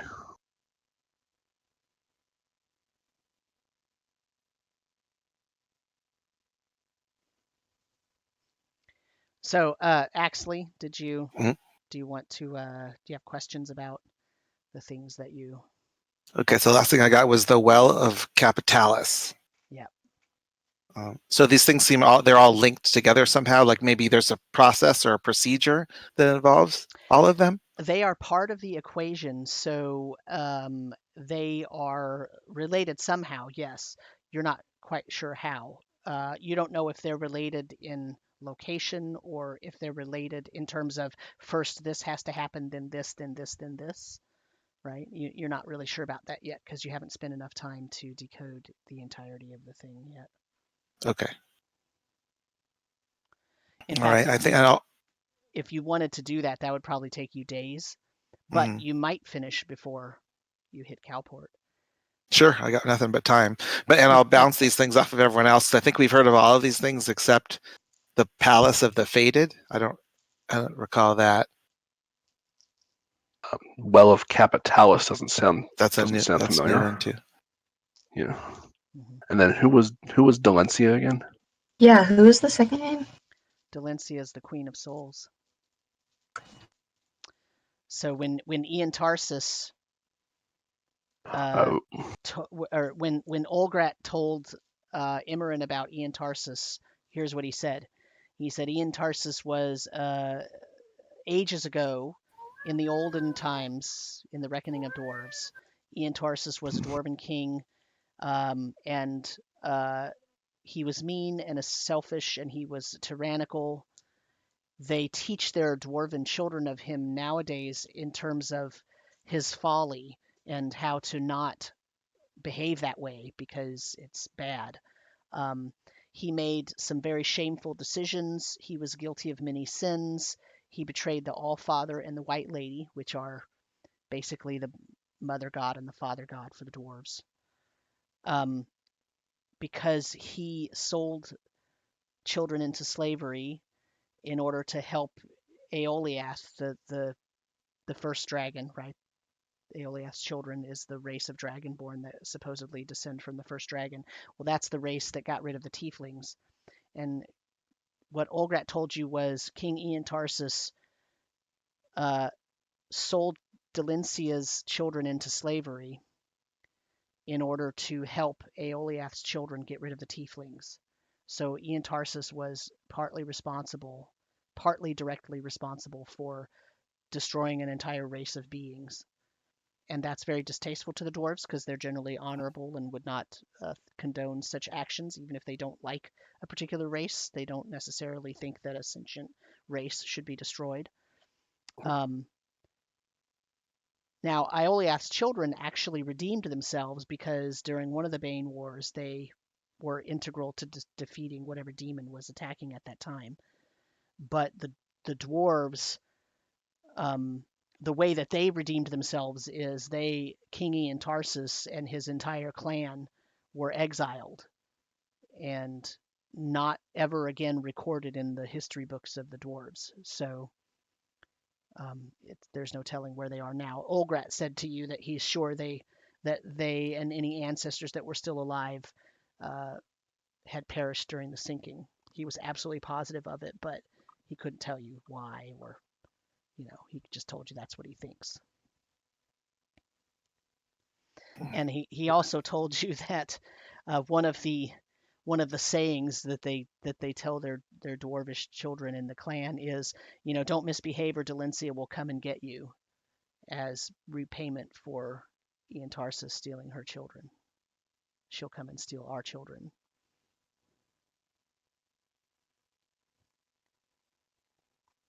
Okay. So that Delencia, that is the same name that Axley is decoding. I mean, for all you know, that could be like John Smith, right? How many John Smiths are in the phone book, right? Like, Yeah, right. All of them. Yeah. So, but it could be, Ian Tarsis is certainly not, because once that happened, now his entire clan and his whole name line. So no living dwarf right now could ever be named Ian Tarsis, right? So unlike Delencia, which could be a common name, you're not sure. Ian Tarsis is not a common name. Well, and the two related together makes it right. Right. You only get like human Ian Tarsis, where someone overheard it and didn't know the context and named their kid, and then that poor kid, every time he meets a dwarf. Yeah, the dwarves, actually, the clans have a response to that. They believe that is the halflings' trickery coming back to the dwarves, because the halflings have a deity called the Wisp of Fate that they believe in. And their Wisp of Fate is whatever you do comes back to you. And so the dwarves believe that if someone comes to interact with the dwarves and their name is Ian Tarsis, that's like the halfling gods laughing at them for having had a bad seed in the past time. It's a thing, right? Because dwarves and halflings actually get along really well, but yeah, so it's a trickery thing, right? It's like if you're, psst, go over there and tell old man Grimm that your name is Ian Tarsis, he, that kind of thing, right? So, okay. All right. I have a thing Yes. I want to do. Well, a couple things. I think the first thing that Marcel does during the day is kind of help bond with and check up on the crew. Okay. Keep up some good relationships with them. We want them to be happy. Yeah. So, your harpoonist, he says, I don't want to bring this up, but I'm kind of the de facto representative of the rest of the crew, and they really want to know when we're going to get paid. I mean, the deal was we'd get paid on a weekly basis, and then we would get like some percentage of treasures and whatnot, right? But then we hit that storm, and now we've been working hard every day, and we really don't have anything to show for it. Yeah. I mean, to be fair, you don't really have many places to spend the gold right now. Yeah, but we're going to Kalport, and everybody has heard that this is a big town, and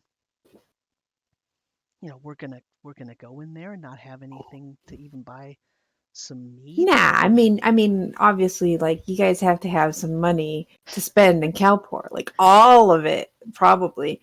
I'll speak to Emmerin about making sure you guys have money before we get to Kalport. Okay, awesome.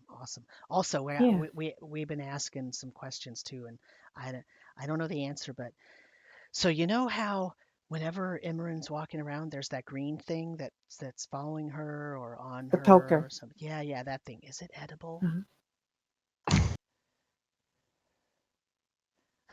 I think they're poisonous. Oh. Oh. Yeah, I've okay. also heard it's really bad luck to hurt a Pelker. Oh. But they're Okay, really darn. good luck to have around, which is why we ended up with so many on board. Oh. Yeah, they bring good Okay. fortune, but All only right. if you don't hurt them.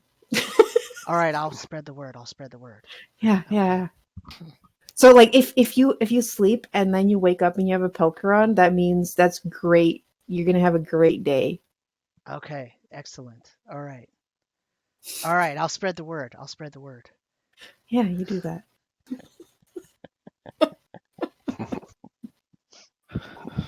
Did you see the look on Nina's face? They're delicious. It did a whole journey there. If anyone touches them, they are dead.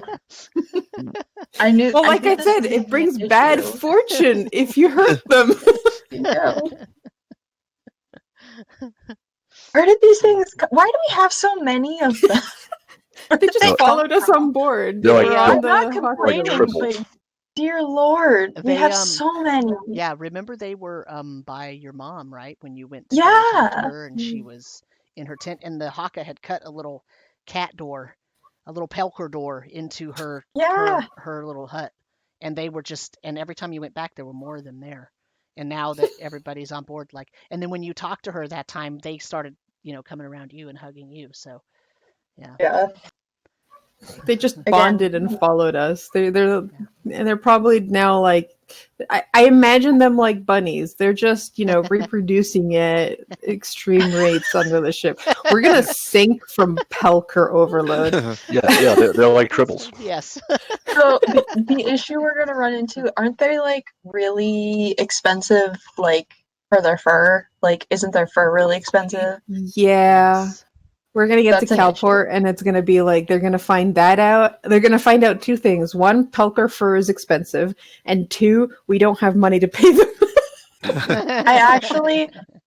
That was something I remembered, like falling asleep the night after we last played. I was like, oh my God, we haven't paid the crew. And I have a plan, but I forgot to implement it first thing. Oh, So How I quickly have a can you plan. breed Pelkers? We're not breeding Pelker. I am definitely speaking to Emerin about the whole pay situation. Yeah. The other thing I do want to do in as we're traveling, because I do have navigator's tools. I don't have. I think I only have navigator's tools. Does someone in the party had cartography tool proficiency? I've got navigator's tools and water vehicle. Okay. Well, we're gonna try our best to make a new map using what we know of things and kind of either fixing the old one or making a new fresh one and kind of journaling, since we're going through like uncharted territory, and kind of adding to the map and making a new, more accurate map for at least what we've seen so far and figured out in terms of distances and stuff. Okay. Yeah, that knowledge will be worth something for sure. Yeah, because maps are notoriously hard to come by and also often incorrect. So being able to say, here's a new good map that we just made is... Yeah. And as we're learning, I'm not they're not proficient accurate in cartography, just navigator's tool, so it's going to be really accurate, but it looks like shit. It's going to have a little circle. Here's an island here. It's my linear. Distances are correct, but... Right. Okay, anything else anybody wants to do for the rest of the 10 days of travel? Am I aware of any, or do any of us know of like any, ships that may have sunk along this route in the past? We're in uncharted ground for the at least first few days. Okay. Yeah, I mean, so I believe there is I have to look at my map now. There is, if there are any known shipwrecks, they're on that map. So, yeah, there's one to the north of, like, we'd have to go further north than we were expecting before going west if we wanted to hit the shipwreck that's on the map. Okay. On that, like, sandbar island. Yeah, in the middle of all that. Yeah. So I don't know if we want to go off course a bit and check that out in terms of finding more treasure to feed that. I mean, Pay the pay crew. the crew. That's a thought I've got.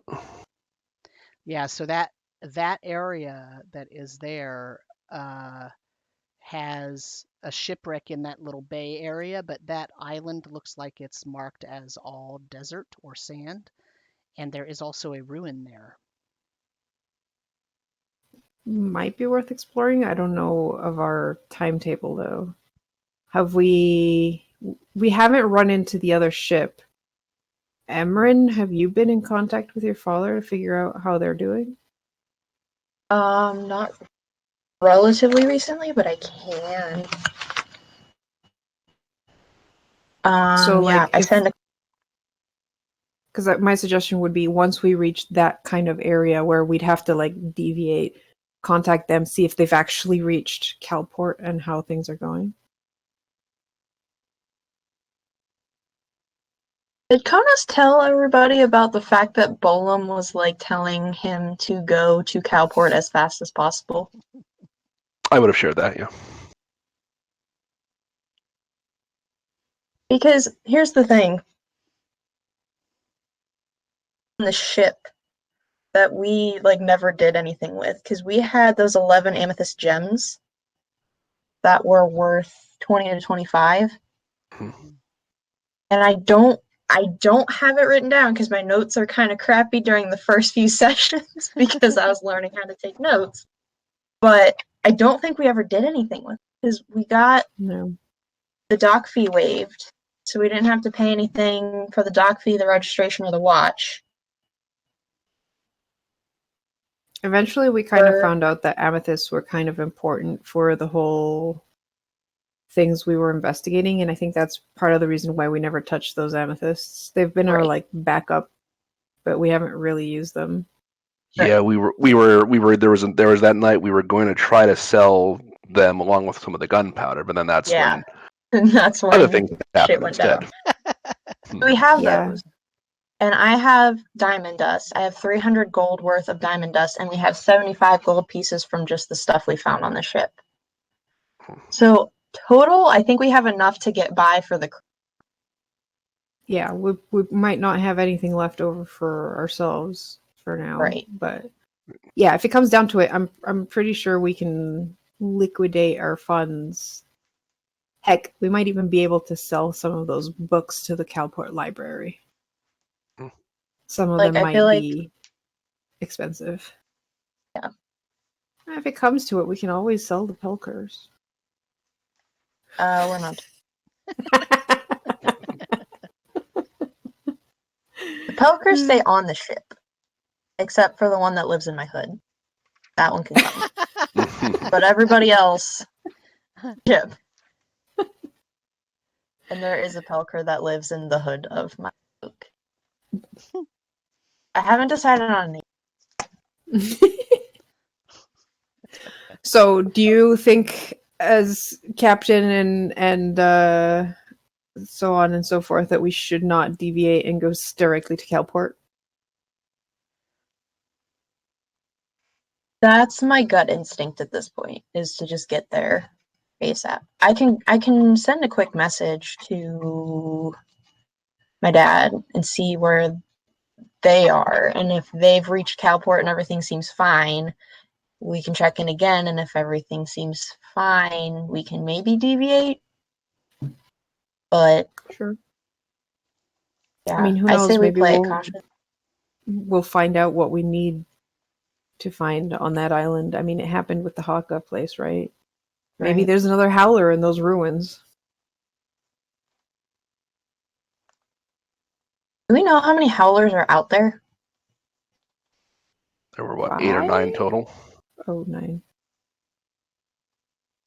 And there's 2 less, so there's 7 left, I think. Yeah. I mean, we have no way of knowing if they're on this plateau or not, or if there was only one per plateau, and we already got the one on this one and the one in Darkport.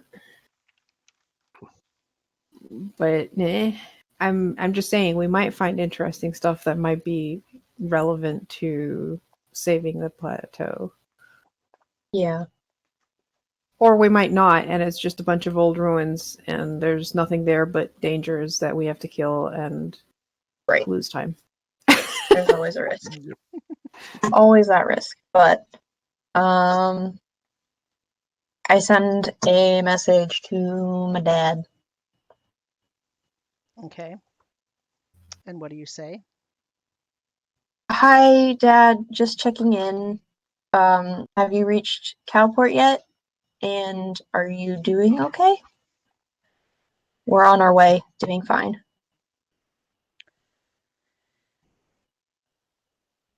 We're being held in the refugee containment camp. Oh boy. We had some sick people on board. Oh boy.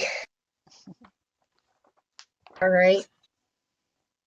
Do you tell the rest of us this? So they made it, but they're being held in the refugee camp.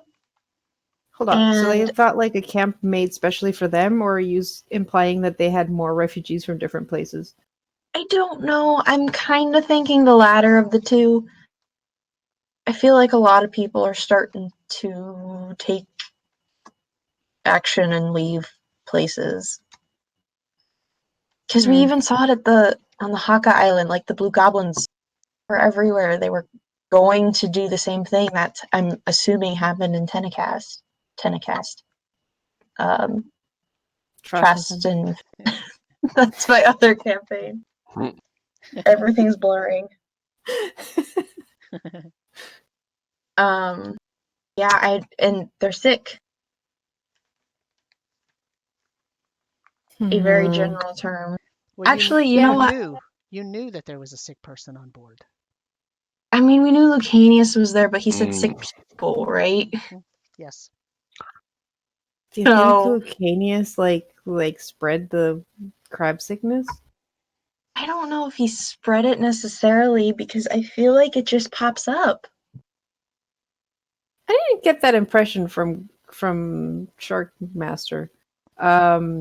Shark face, shark head, whatever. Shark head. That's his none name, of you right? ever Shark asked head. him his real name, so. Yeah, we didn't actually. No, it's fine. Shark face. He said that it was more of like those looking for power, that they made like a deal of some sort with the big bad, and those who were like, some of them went through the transformation like he did, and then some of them just die. But it doesn't feel like that's a disease that spreads more than like you choose, or at least are subjected to some kind of evil ritual and then turn into that.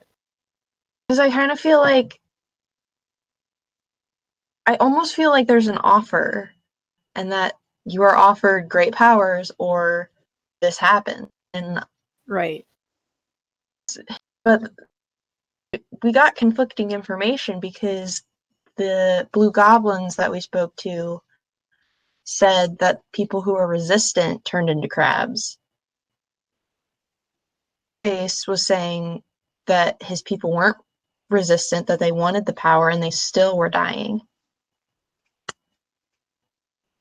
Yeah, I'm not sure how that works, but that does kind of point to the whole, like, it shouldn't be a sickness as much as maybe a kind of blessing / curse. Right. Which is why, God dang it, that's what I wanted to ask.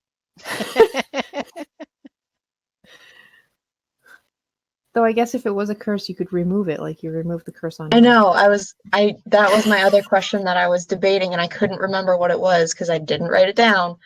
Was if there was anything I could physically do to reverse that specific curse. You could just try and remove curse. I know, but who, Bolum? Konos, when you did that thing, you said nothing would work? Because I scratched everything out. Oh, right. When I was talking with Bolum. Yeah, because we said the amulet, remove curse, or greater restoration, and he said none of those would work. Oh, right. Yeah, the So we know amulet the wouldn't amulet didn't work. work. Yeah.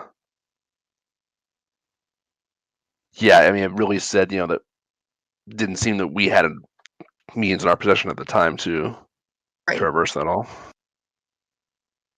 I Right, wanted so to that's ask- the answer you got. Right.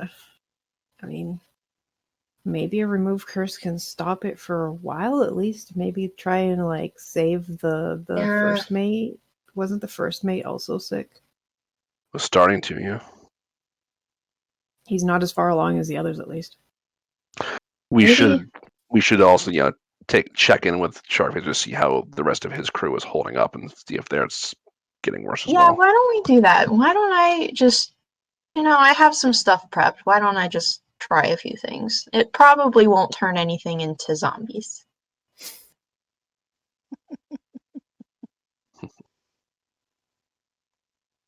So what are you going to Yeah, do? so I guess at some point during the time that we're traveling, we board Sharkface's ship and to chat, and I'm going to ask him if it's okay if I try a couple of healing things on his crew. I like the fact that now if you want to go from ship to ship, we don't have to bother with like stopping or whatever. It's just we cast fly on and just fly to the other ship. Yeah, we'll be back. And everyone's like, Like, yeah, we got these great rowboats. They work fine. Yeah, whatever. So who all's going over to the ship then? oh, I'm definitely going. Okay. I am. Konos? I'll go. Okay. I am a curious little Lutrinian who needs to know what's going on. And so what are you going to do? You're going to ask Sharkface if you can try to heal some of his people. Yeah, I don't know if it'll do any good, but it's worth a shot. The last time you tried It won't this, turn them into. it turned them into unspeakable horrors. Well, I wasn't here last time, and that was a mistake that won't be repeated. Okay. Who do you want to see? Whoever's kind of still coherent, but still sick.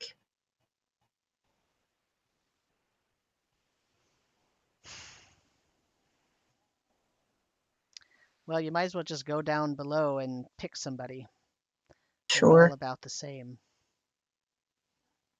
I go down.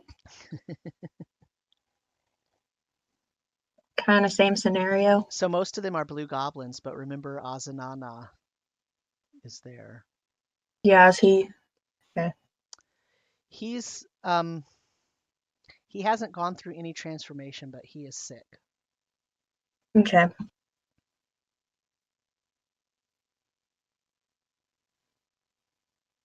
Any like crab like features yet? But he's okay. Yeah, he has no physical transformation at this point. Yeah. But he is obviously sick. Yeah. I guess, yeah, I just go up to him. Would you mind if I tried a couple of healing spells to see if I could help relieve whatever's ailing you? He nods.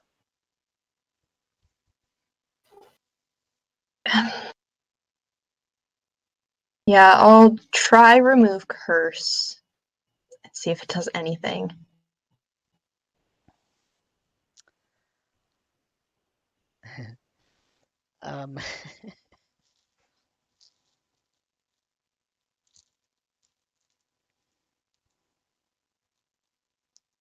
Laugh. That sounded like this is a gonna backfire laugh.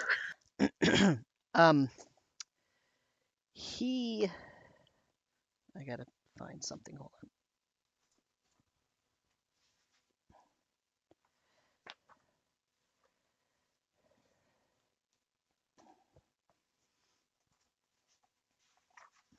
I know the very, very most favorite thing you like is when the DM grabs the DMG, right?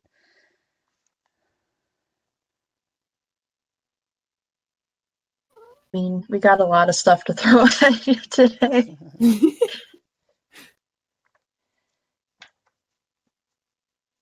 I have one more sending that's going to throw everyone off. If you want to save that and try something that give you a little more, just a better conversation, I've got something that can help with that. Oh, yeah? Yeah, we'd have to do it at night dream. Hmm.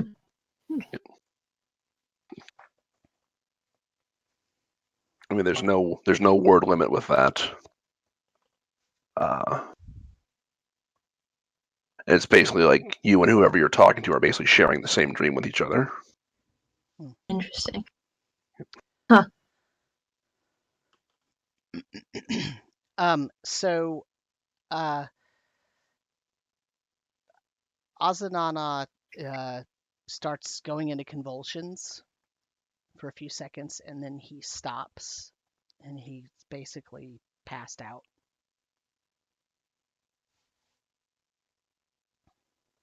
Okay. So I'm going to do a quick cure wounds at first level. Okay. As you cast Cure Wounds on him,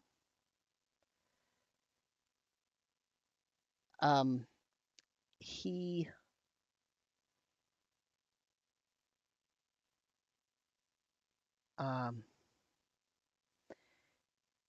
almost like reverse ages.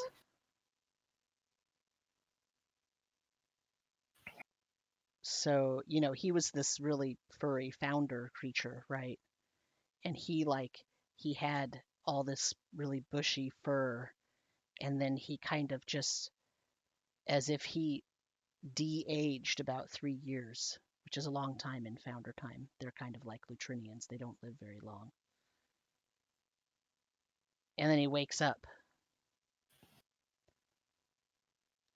And as you're watching him, he starts just kind of losing his fur. And over the course of like a half hour, he ends up looking completely human.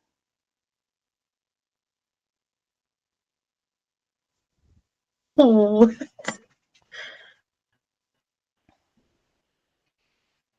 How do you feel? I haven't felt like my old self in a very long time. Can someone get shark face? Yeah, I thought Sharkface was watching over your shoulder. He might have been. He was not. He stayed up above decks. Oh. He didn't think it was going to work. Yeah. I'll go up and give Captain. Little thing. Can you join us for a moment? There's something you might want to see. Sure. He comes downstairs and he stops when he sees. He says, "What did you do to him?" If I'm being honest, I'm not really sure, but How I did something. How did this He's happen? not a zombie. I removed a curse and then just kind of healed him up, and it.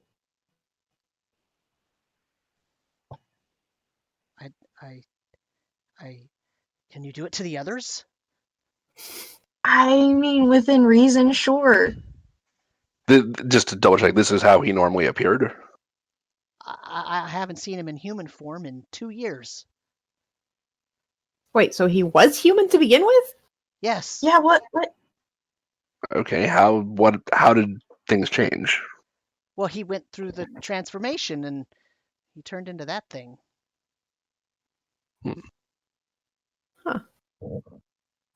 Huh. Well, just for the record, I've always been a Latrinian.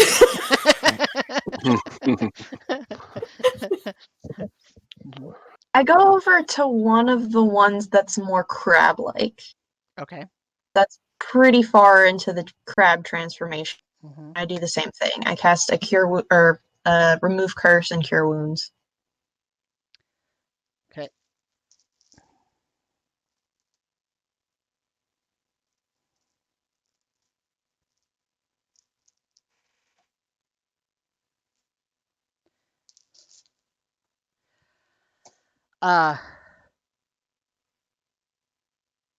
So,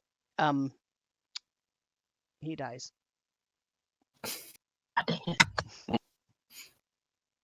Does he die with the remove curse or with the cure wounds? You remove curse. Hmm. Yeah. Huh. Well, I guess he wasn't. Okay. Maybe he was just too far gone. I was gonna say, does Azanana seem sick still, or is he like better? He looks better. So if they're not showing crab-ish features, I think I can stop it. But if they're too far in the process, I don't think I can do anything.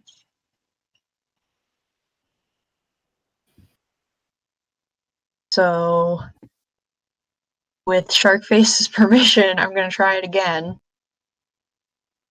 Doesn't have crab things. Remove curse, cure wounds. Okay, so Remove curse is going to have to be at a different level. Sorry. What? He had them separated, right? So remember, he had some that were like really far gone, crab-like and sick, Mm-hmm. and then he had some that weren't as far gone that are just really sick. Yeah. So you want one of those. You want one of them that doesn't have any crab pieces. Is that what you're telling me? Correct. Okay. Yes. Okay. He convulses for a few seconds, just like Azanana did, Mm-hmm. and he quiets down and basically like passes out. And then you cast Cure Wounds. And over the course of 2 or 3 minutes, he turns into what, for all intents and purposes, looks to you like a halfling.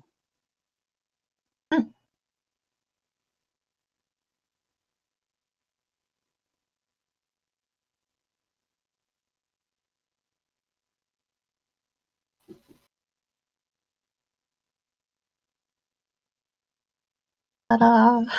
I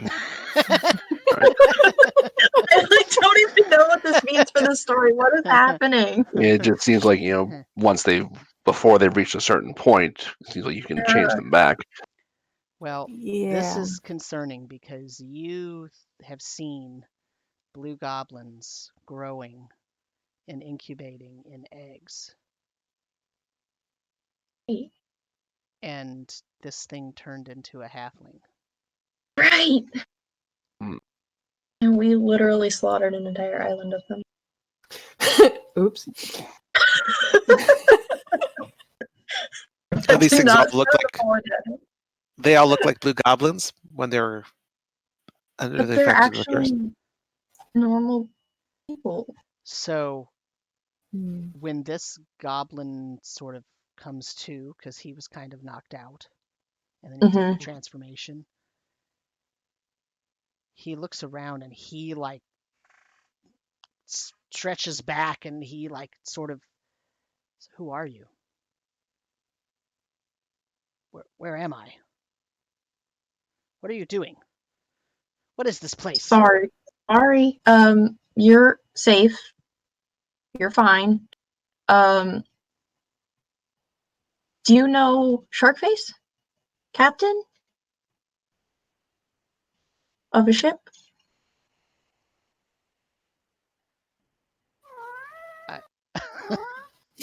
Earl is answering. No, who? What? I don't like sharks. No sharks around. You're on a ship. I don't like the water either. Sorry, the whole world is water. What? Wait, what's the last thing you remember? Let's start there. I was fighting a battle.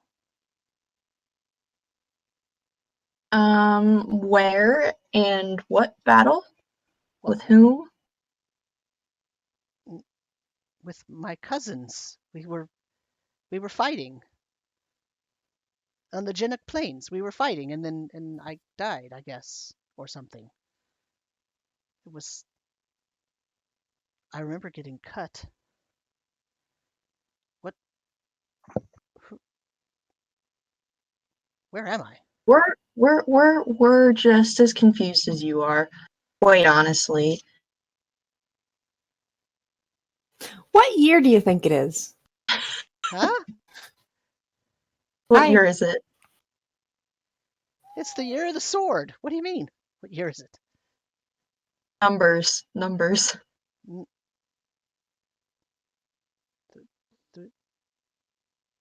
I don't know what you're asking. Interesting. Uh-huh. Okay. Does he have any reaction to, like, there's a Lutrinian talking to him? Not really. I mean, he's just really freaked out right now. Okay. Yeah. Let me Well, look something up real quick, and he so might be able to give you a number. I need to find do you out think? the number. I think you died and got reborn, and you just recovered your memories after some bad shit happened in this life. What? Yeah, I don't You think, know You either. think what? I think you were reborn after you died. Reborn or revived? Well, it was a different Bob. Well, you know, the stuff that we're not going to talk about. And Wait, there's what? Stuff where I don't. don't worry about it. The thing is, things happened, and we just, like, she just did some, like, holy magic on you, and now you have these new memories from before, but, like, it's been a while. You're you again. Yeah. But I take my Pelkert, stick it in his lap. I go to the next one. Nah. Comfort therapy, Pelker. he instinctively just starts petting it, and he kind of calms down a little bit. That's what I thought. I go to the next one and do the same thing. Let me finish looking something up real quick. I just need to. Okay, that's fair. I want. If I can give you a year, I'll give you a year. Bending I all my wasn't- spell slots. I hope we I don't fight wasn't- anything. I wasn't ready with my dates here. Yeah, I've got one thing we could try on. I could try on the ones that are farther along, changed. It might not be pleasant though. what is it? It's not gonna make zombies, is it? It shouldn't. Hopefully. Hopefully. That's less than reassuring, but I don't. Sharkface has pretty much given us free reign over experimenting on his crew. We might as well take the opportunity. I mean, to him, they're basically gonna die if you don't do anything. Right. Like. Okay. Right. Yeah. Well, He has this would two be options. He lets us do things and maybe fix people, or maybe they die before, suffering for a couple days more. I mean, the other thing he wanted was to help them finish their transformation. So this might be more along that line.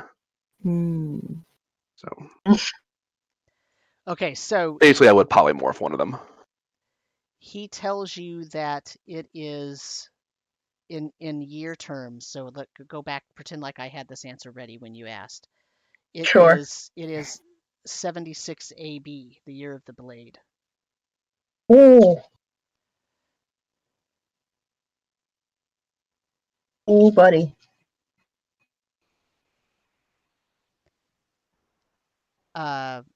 Axley knows what AB means probably, but none of you probably do. Well, it's the year 50 now. The what? 50 AB? You're I went back in not. time? I'm not born No, yet.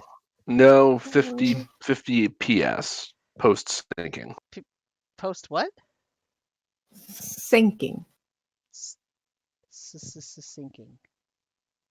You know, when the whole world just goes sploosh. This is why it's a Pelker. Yeah, he just starts petting it again and just. Yeah, you go off to the other one, and I'm still with this guy. Just Harassing poor fellow. So what are you doing to the next one? Same. I'm gonna do the same deal to as many as I can today. I have 3 more spell slots, so I heal 3 more people. Heal or remove curse? Or Remove curse. The combination? The combination, yeah. Okay. assuming so they don't die on the first one. Is Sharkface gonna be one of them? You're picking just random people, but that haven't had any crab transformation yet? Correct. Okay. All right. All of my spell slots. One of them becomes another halfling. Okay. One of them becomes a human. Okay. They both have a reaction to being revived similar to the first halfling. Okay.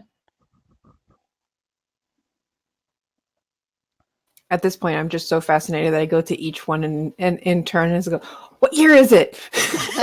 You said you had 3 more, right? Sorry, I just named you 2. There's a small chance they'll die, so I have to. Okay. You have another human, so you've got 2 humans and 2 halflings. What years? Okay. Well, so one of them says it is the year 81 AB, the year of the feast.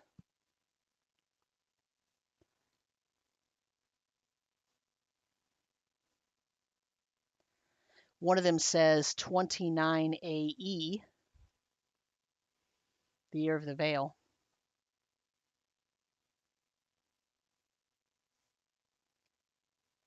That was AE, not AB. Yeah.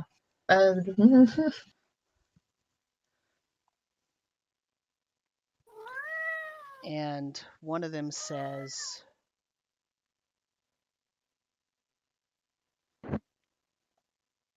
so the 2 halflings are in the year AB, and the 2 humans are AE.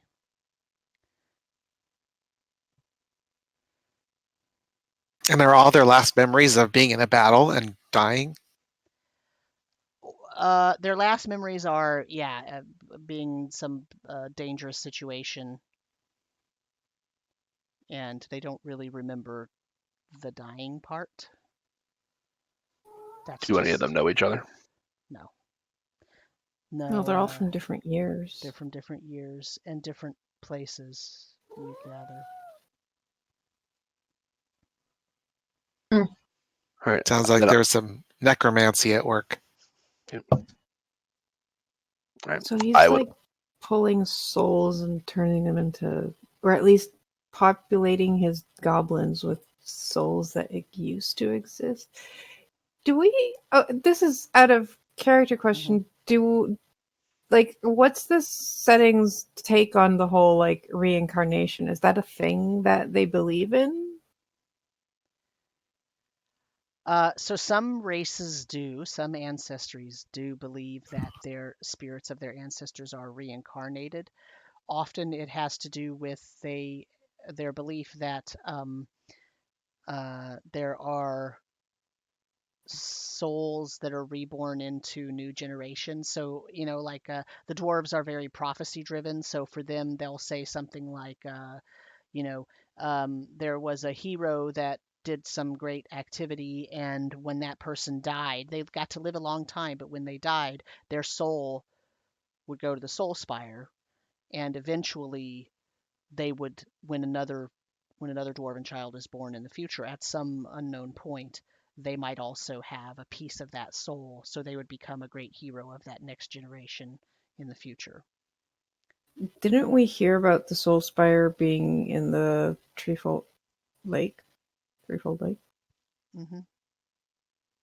So, do you think he's using that to like create these goblinoids using souls that are collected there? So if you, so general knowledge, if you, trying to tell you things that your characters might know that, so if you're so Imran would know this because Imran would know that, because Imran kind of has a little bit of knowledge about the Raven Queen, right? Mhm. So basically when someone dies, if they have a fully invested soul, they go and they go to the Soul Spire, and in the Soul Spire, their soul waits, and then the Raven Queen makes a determination that they either get to move on to another plane or something, right? You don't really know, like if there's like a heaven kind of thing, that sort of idea, right? It's kind of unclear, right? But the Raven Queen is the one who is responsible for ushering the souls where they need to go, so wherever their final place of being is. And normally it's just kind of reduced down to, well, you either go to kind of the good place or you go to kind of the not good place, right? Depending on how you, right, how you lived in life and what Mhm. kind of deeds that you did in life. And we know that Lairlac was messing with stuff inside the very temple of the Raven Queen's, like the Raven Queen's main temple. Right. So we have, presumably without her knowledge. yeah. So we have a lot of like little hints that might be going towards, yeah, he's kind of siphoning these souls and using them to create an army of blue goblins. Because we also knew that blue goblins weren't really a thing until they started showing up suddenly. Right. So they're a new race, and now we're discovering that this race is apparently populated with souls of people who died centuries ago, if not eons ago. And remember, in this setting, like resurrection and raise dead is not really a thing that's done except in the instances of true divine intervention, where a god or exarch comes down and says, this being deserves to live again in their mortal form before they pass to the Soul Spire. But that's not something that is really, it doesn't happen, right? It's just not, it's not usually something that is known. And given the age of the souls, it's like this is more of a reincarnation using souls that should have been somewhere else rather than bringing them back to life because they're blue goblins. So Axley might have some ideas about that, but he's not with you, so he can't tell you. I was gonna say, after kind of healing them, getting them chilled out a little bit, I motioned for the group. We should probably get back because I have questions for. We should probably inform Axley of what's going on. I also have questions for Blacksley. So why don't we reconvene back on the ship? Okay. I do want to try the one thing on the one that's really far gone. Just it'll be really quick. What are you going to do? I'm going to go finally like the one that looks the most farthest transformed. Yeah. I'm gonna cast polymorph and turn him into an actual crab.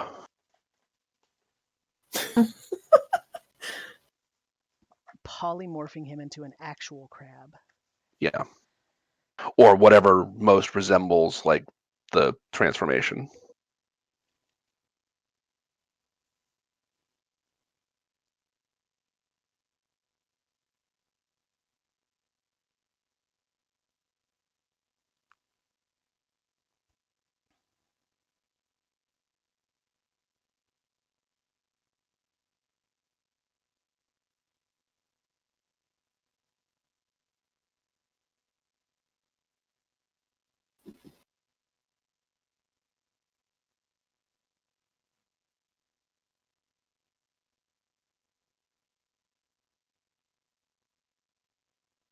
Okay.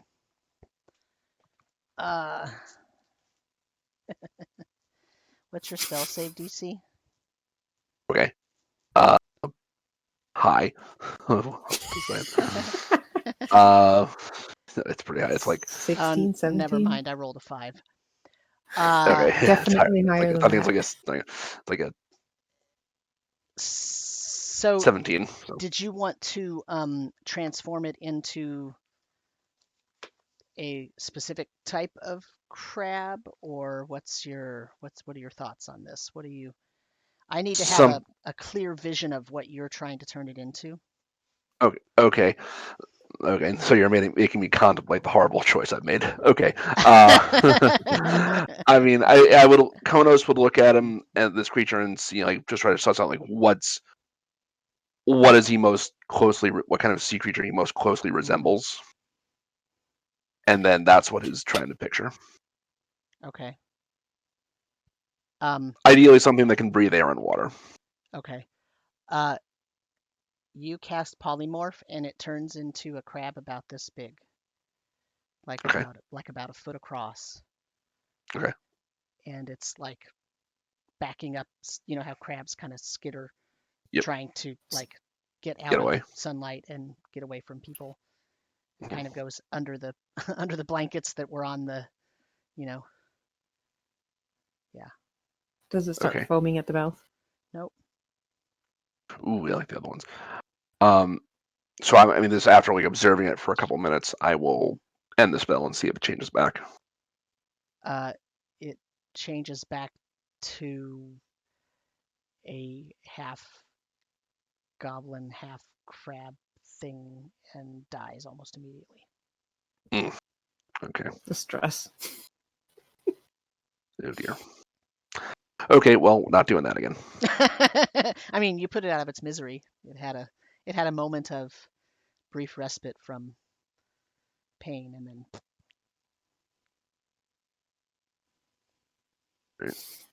Meanwhile, I'm probably perched somewhere where all the guys that have been cured are, and so the sinking. Holding a symposium. Just a brief recap of what's happened. Everything went underwater, Yep. and now we're all on boats. So Yeah. picture it, Greyhawk, 1932, or something like that. Whatever the line in Golden Girls is. Saint Olaf. Yeah. Picture I'm not the greatest historian in the world. Kalport, 121 AB.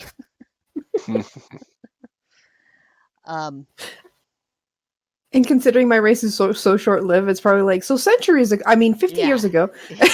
Yeah, pretty much. I mean, the story that Marcel is weaving is very,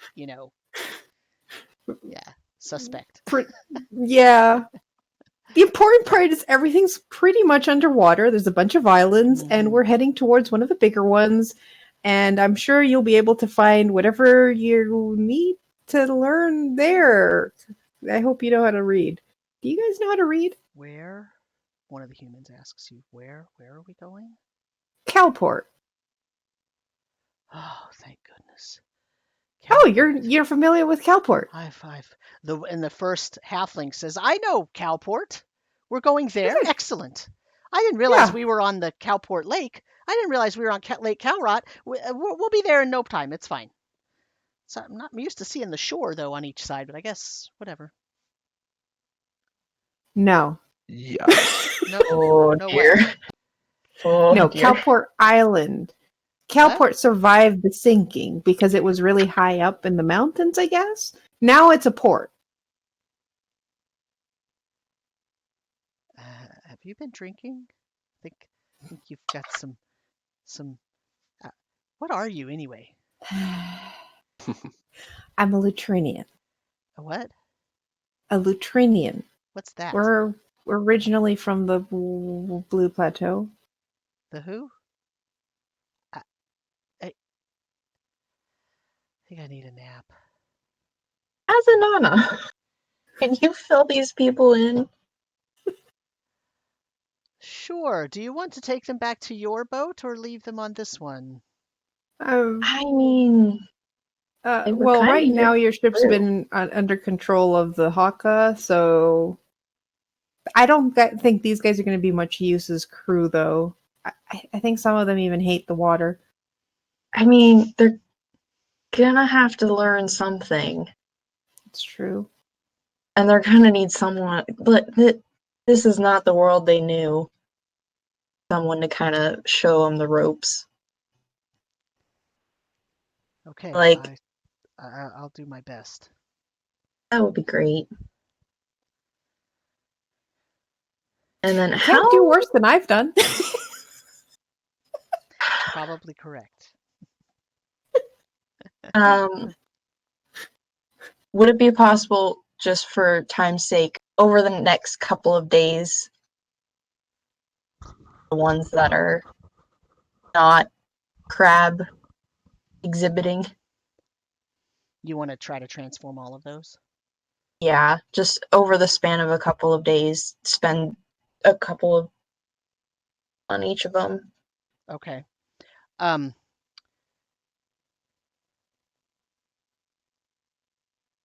Sorry, got a text.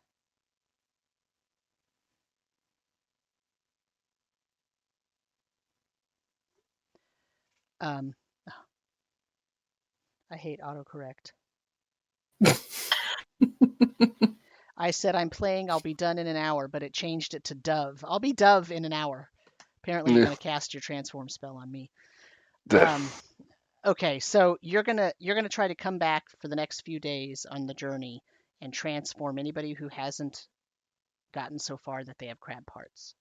Okay. Mm-hmm. Okay. Okay. You can do that. Sure, that's not a problem. I will Okay. roll and make sure if they survive or not in a while. So that you're going back to the ship. Yes. Okay. Are you going to tell Axley? Yes, we fill him in on everything that just transpired. And I took my Pelker back, and I'm sitting on the floor, dead tired, because I spent all of my spell slots. So, yeah, they listed a couple of dates that they thought they were from, or that they are from, but Yeah, do I know what those are? There's- AE and AB? yeah. So AB means after Bane. So that's after the first Bane War. So that 70, what was the number? 70. 76 and 81. Yeah, 76 and 81 after Bane. So those were respectively 76 years and 81 years after the end of the first Bane War. Which we know is about 1800 years ago. Right. Right. And then the second is after the evisceration. Right, and the evisceration was the third war, which was in 1200. Okay. Wow. So then the question is, when were their souls harvested and actually put into the service of Larilac? How long would souls hang around in the spire? That's a good question. So theoretically, the soul. So the actual answer you'll get from a religious scholar is that the souls will remain in the soul spire for as long as they quote need to, in order for their future to be dispensed, right? So for them to go to it's almost like a purgatory, right? Before they've been finally judged, and before they can go to their final plateau, whatever that is, right? They have to be judged. And so it's the Raven Queen's job to judge, but it's not like there's necessarily a rate. So at least not that you know of. So theoretically, it's possible that someone could have had their soul, or something else happened. Like it's generally speaking, it's not thought that they would last that long in the soul spire. The soul spire. So in order to so this from the equation, that the soul spire empties into the threefold lake, right? And when the soul spire empties into the threefold lake, that's when the soul is judged. Oh. And then the soul goes to whatever its resting plateau would be. Whatever that is, which you're not sure about that at this point.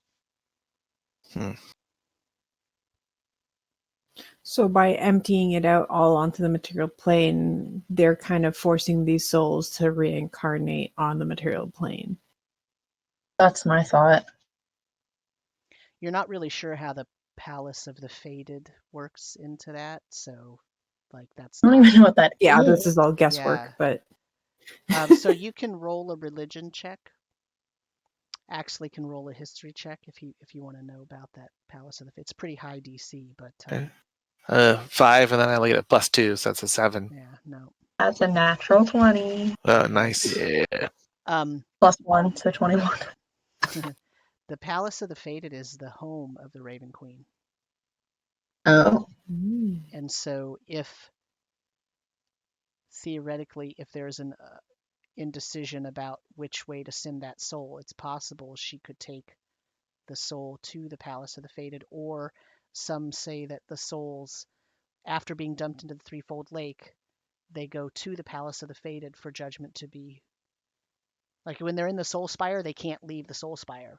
But once they're in the threefold lake, they can go to the Palace of the Fated to be judged.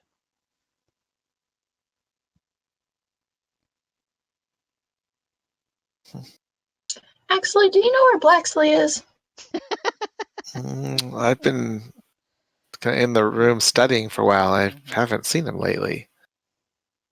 I go find him.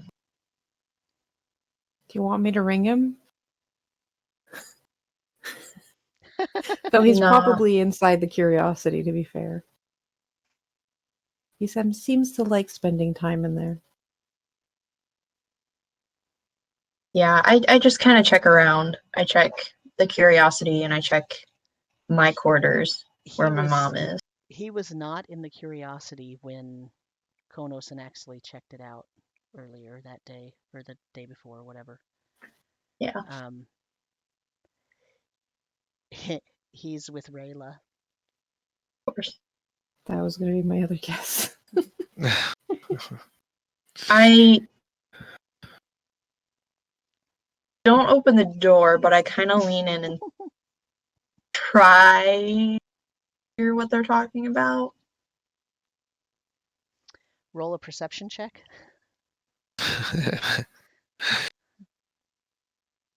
Perception. Not as good. 12. They just seem like they're chatting about gossip almost, like how do you mend a sail? Who's the best sailor on board the ship right now? Who was the last person in the crow's nest? They're almost playing like an I Spy kind of game, right? Yeah. Yeah, like doing mental exercises almost.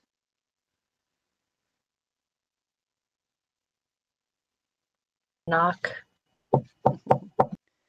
Come in. Hey, Blacksley. What now? We got some questions. Oh, great. I knew this was coming. Fine, ask away. Why don't you and my mom meet us down below? We're going to have a group meeting. Oh, you want me to come too? Yeah. Oh, well, I'm finally being invited to a group meeting, Blacksley. We're making progress. She kind of elbows him. God, I leave. He laughs a little bit.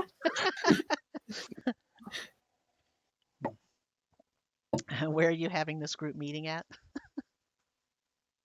Probably just below deck, somewhere quiet, maybe by the Curiosity. Okay. All right, so they come in and they sit down. 3 Pelicans follow your mom. Konos sits as far away from Emmeren's mother as possible. Oh, I forgot about Yeah, because the last time. Oh. that. It's fine. Last time we interacted, it didn't go well. Yeah. Konos, when you look at Blacksley, you see that his skin looks a lot grayer than it used to, a lot more sunken in. He almost looks, his hair is sort of whiter. He looks more unhealthy, I guess is a way to say it, but yeah. He didn't look like that to you before. He just looked like a sort of more dull or whatever version of Axley, but now he looks sort of more gray-skinned and more white-haired, and yeah, his cheeks are kind of sunken in now, and he looks kind of emaciated to you. All right. I'll use my telepathy to communicate with Axley and say, "Hey, does Blacksley look a little different to you? Does he look unwell to you?" How does he look to me? Just like he always has. I don't notice any difference that I can tell. Like, what are you seeing? He looks like he's sick, kind of withering. I don't see that. He looks similar to when we discovered him.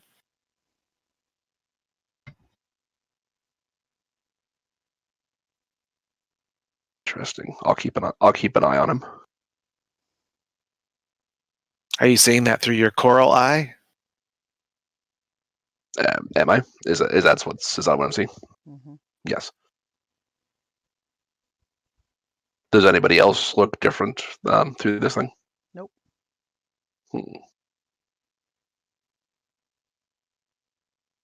The Pelker have a glow. Oh. What color? What color is the glow? Golden. Oh. I thought you were going to say purple. That would have been a problem.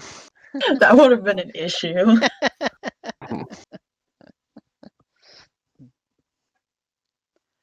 So, Blacksley, what are you doing here? We haven't actually sat down and talked about this. What are you doing here? I don't know. Axley called me. That's all I know. Okay. When you say called, I keep telling you to give me the task, but you won't do it.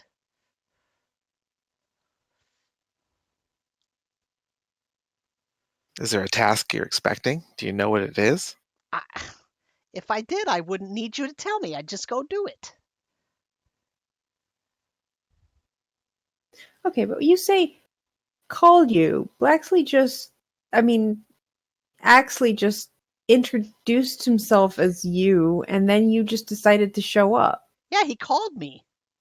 No, he said he was you. No, he called me into existence. That's not how that works. I woke up when he called me. When he spoke your name. Yeah. Were you asleep? Yeah, the sleep of sleeps. You were dead. Well, yes. What were you before? Do you have any memories of before? Well, before what? Before you were aware of being Blacksley. I remember coldness. For a long time.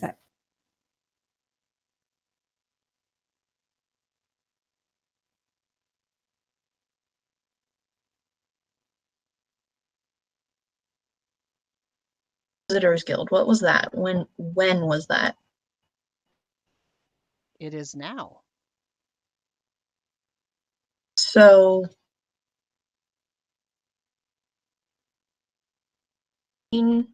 actually waking you up and current time, you were part of the Inquisitors Guild? What do you mean?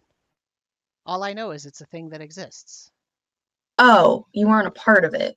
I am a part of it. What's your role within the Inquisitors Guild? What's your job there? I'm the leader. Duh. That's what Axley said. That was just a cover story I made up I forgot to that's what try to that get was. through past the guards. No, it wasn't. It's true.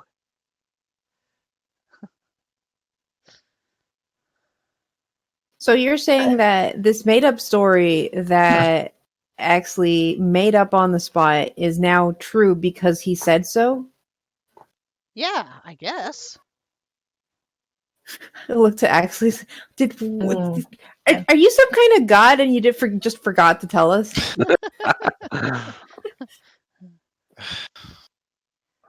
Do you think this has something to do with us being specifically in the Dark Plateau and Where the Raven Queen resides? Yeah.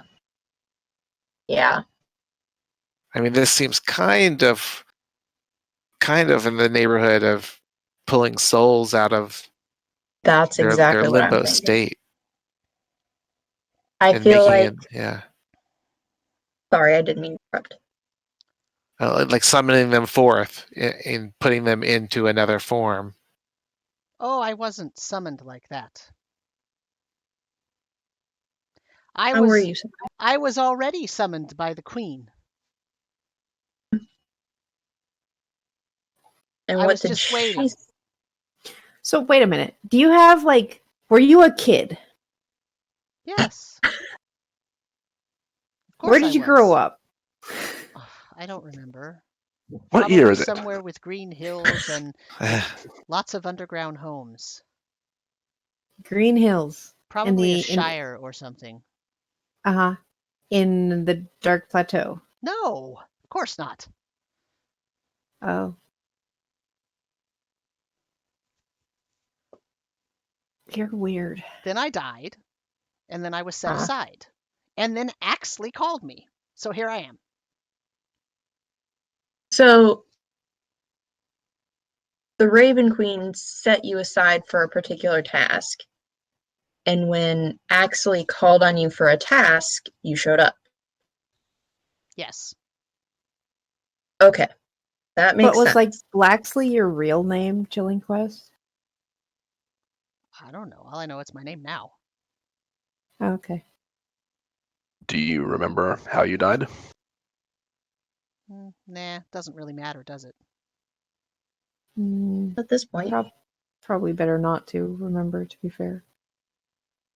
Probably wasn't pleasant. Dying never is. And I was either really good or she wasn't sure.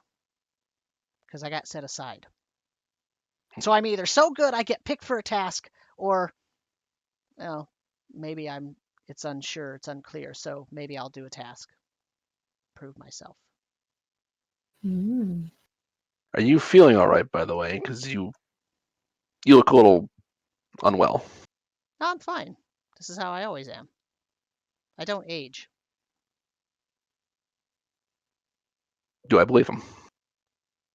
Yeah. Okay. Do you need to eat and sleep? No, I mean, I can do it, but it's not really necessary. I'm not really all here.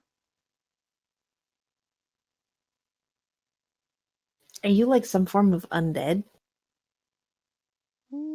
I guess.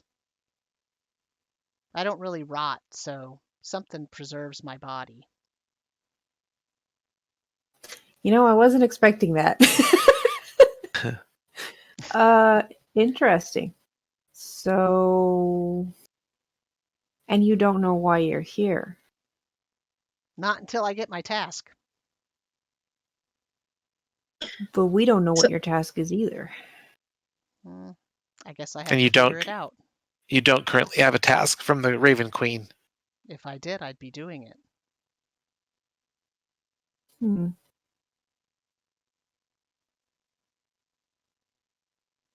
Apparently, whatever you brought made her think that I'm needed. Mm.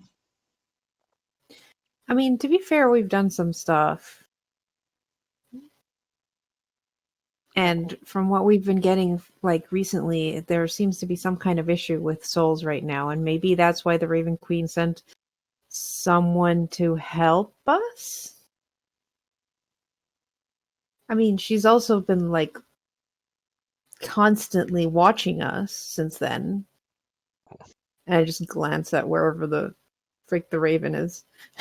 In the On the room. back of Otto, probably. Yeah. That's a question we didn't answer, right? Is the Raven Queen aware of Laralek's plan or at all assisting in it, or would she be against it if she knew? I think she's against it. I mean, you saw the reaction the goblins had when, like, the Raven chased them, and they were like, "Oh no, not again! She's after us." Yeah. So, like, I think she's aware. She just can't necessarily do things because she's got other shit to do. I mean, gods and all that, you know? Can't be bothered with a few blue goblins in your temple. Or maybe she's a prisoner, and Laralak has her prisoner, and she can only act through that Raven. And Blacksley, I guess.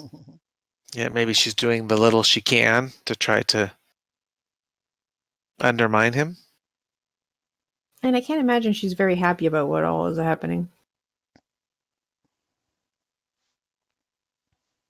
Yeah, if she's the one who's supposed to be in charge of overseeing what happens to souls and where they go if they're being usurped from underneath her. Yeah. Mom, you mentioned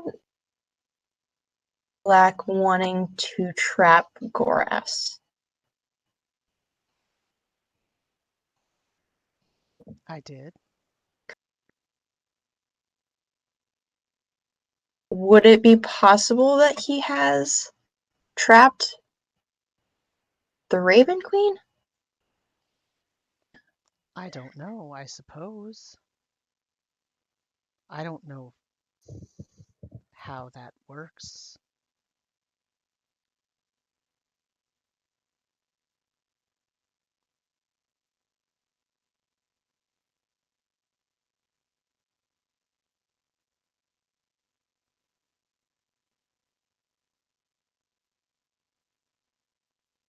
You're muted. So, Sorry.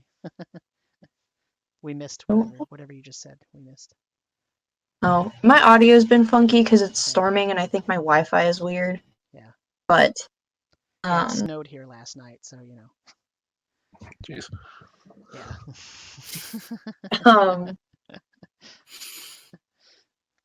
We know we're missing information, so when we get to Kalport, our main goal is to find out as much as we can about as much as we need to. So,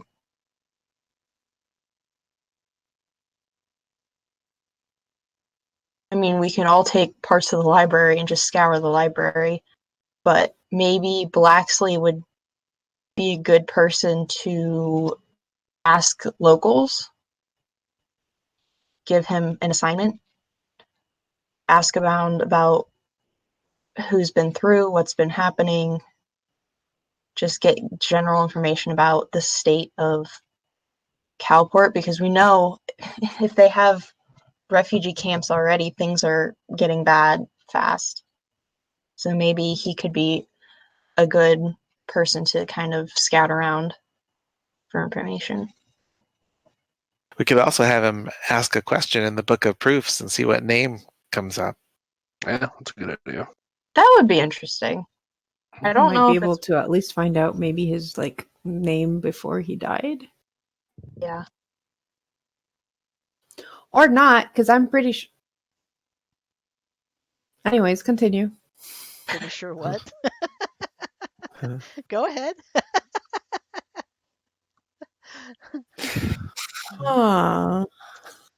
Yeah, go ahead. Now you got to tell us what you're going to say.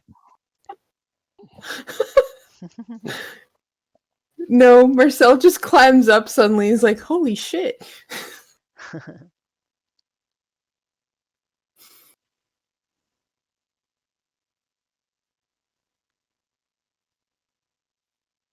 So what are we doing next? I was going to say, does someone want to write in the book of proofs? Who hasn't? You haven't. I haven't.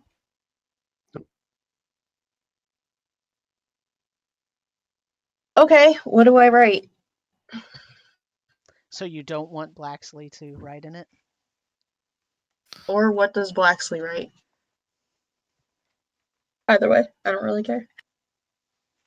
Well, we could have him write that the Raven Queen has been captured by Laralac. That's an option. Yeah, that would be a good one.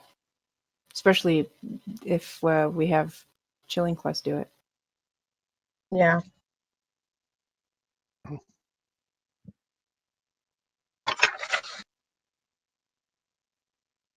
Or at least maybe a little more vague, if that Laralac is exerting his will or somehow control over the Raven Queen.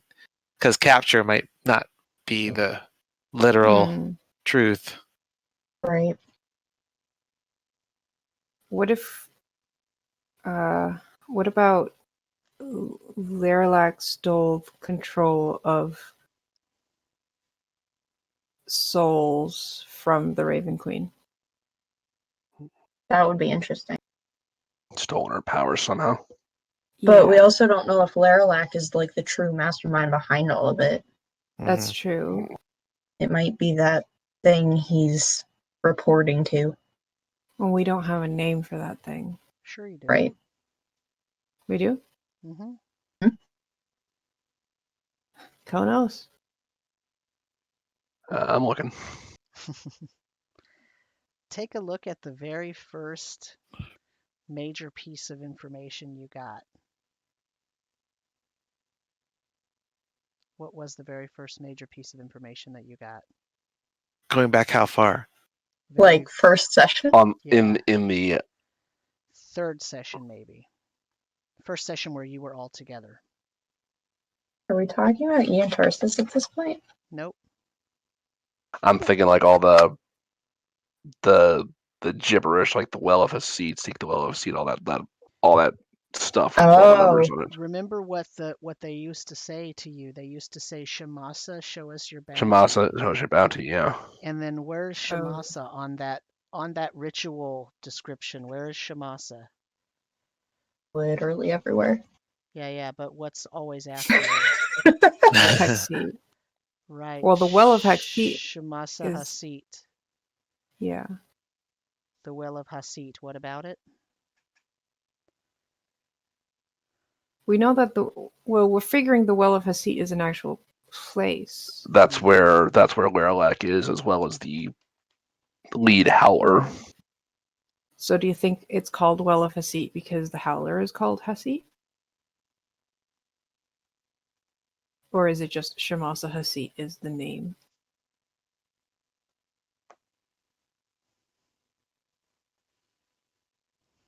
I also just in character feel really weird saying that name. It feels like I'm just gonna you say it 3 times and he's gonna show up.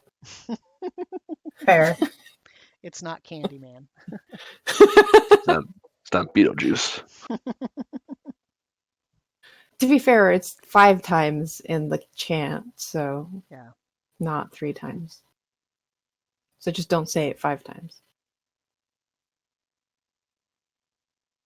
But we could use that name. I mean, we could. Or we can just generalize it. And that souls have been taken from the Raven Queen. Control of the souls have been taken from the Raven Queen. Yeah. And we can just omit the name altogether. If it's going to be fair. Really nitpicky about it, I don't know how. But does that statement tell you any more information than you already know? Not really. I mean, it confirms that Right. she's no. Right. But I It's a mean, yes, no question. the fact that we already turned a couple of the blue goblins into people who apparently had revived souls, so they're revived souls, means that yes, we know for a fact that somehow he's taking these souls and making them be reborn into these creatures. Yeah. So we already know the answer to that. Right. What we don't know is what. Ow. Well, not. He probably controls the Soul Spire. We have to find out where the Soul Spire is, or how to get to it. Doesn't Kronos know? Maybe. Sort of. I know. Kind of. He I mean, just yeah, has I a know. hard, I know. he has a hard time telling you how to get there is the problem. Right. Yeah. But ideally, he could lead us. Yes. Well, with the gate spell at the very least. Right. So. What else? What? So If we don't want to wait, good. Go ahead. I was just going to say, so are you going to write a statement in the book, and who is going to write it? I mean, so if we move away from the whole Raven Queen thing to just the sinking in general, like our overarching goal.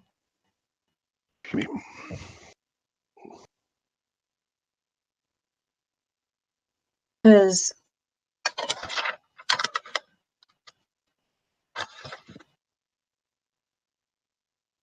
Goras said something very not straightforward. Because I asked, so the White Axiom would destroy the common plateau, but not in the way I think it will be destroyed. So I kind of don't want to go that route. The plateau won't be destroyed if we don't do anything. But we might not, it might not be inhabitable. Right. The question So is, maybe, what does destroyed look like? What does that really right, mean? right. It wasn't a very well worded question, but nonetheless, Konos, when you asked a question of the book, it said that the person who wrote it was Volum? Yes.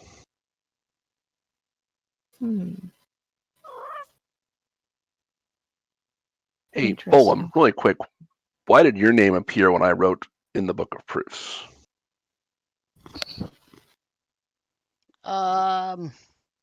Probably because I'm here. Okay, but yeah, but I was the one who wrote the question. Yeah, but I guess maybe my essence is more powerful than yours right now. You were. No. I was right there. I don't know. That's not it. Volum, do you have like a soul? Of course I do. What do you mean? Like a whole soul? You're like a soul in a weapon? Well, maybe not whole, but What do you mean by maybe not whole? well, I'm not whole. Most of my soul is here. But you said you had siblings. Could those be other pieces of you? And siblings. I have pieces of my siblings in me too. We need to be reunited. And you said because Konos told us about the whole like timeless thing, or is that something we don't know? I would have shared all this. So like, have you always been a blade? Trident? No. Or is there a point in time where you don't remember being a like all-timey thing? No, I was a person. I was a person. Of course I was. So were my siblings.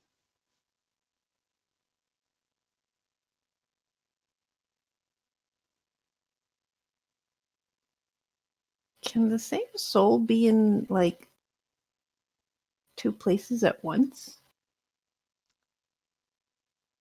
I mean, so in the case of this world and the sentient item, remember, it has at least a part of a soul in it.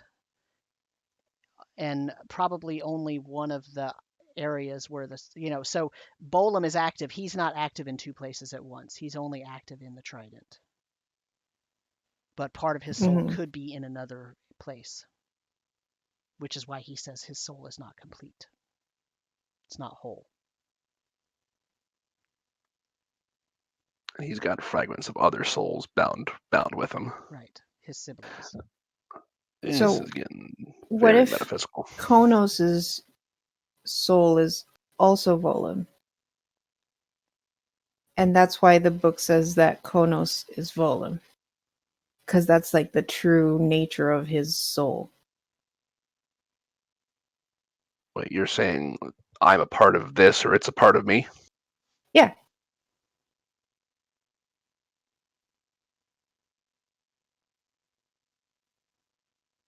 What if the book shows that leader's name because my soul is the reincarnation of that Lutrinian leader?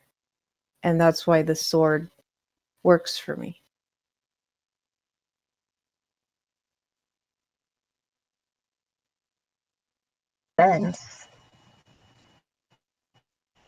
So if that were true for me, then the fact that it says Volum for Konos means that Konos's soul is actually Volum.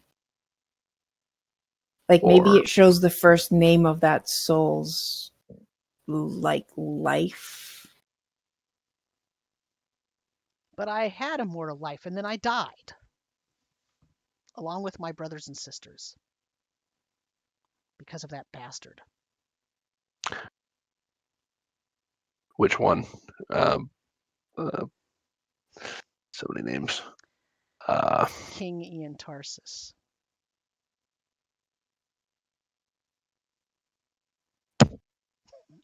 I'm running out of note pages. Okay. Wait, That was Ian Tarsus killed you? So you were a tiefling? He sold Oh. my brothers and sisters and I. Oh, great. Slavery with a demon. Well, congratulations, Konos. You have the soul of a goddess's children. In his quarters, Konos is basically had like one of those pegboards with all the strings going, conspiracy theory strings going all over the place. He's like I'm gonna just tear the whole thing down and rearrange it. It's gonna look like the world's craziest spider web in the next hour or so. I appreciate that Marcel is the guy who's like, I've got it, I've figured it out. Everyone else is like, no, you haven't. Oh my god. Like, I feel like we have, the puzzle pieces, they're just, not lining up. Right, and then until we get, a reveal like this. Like, this is how it works, guys. And everyone's like... Okay, that's a new one.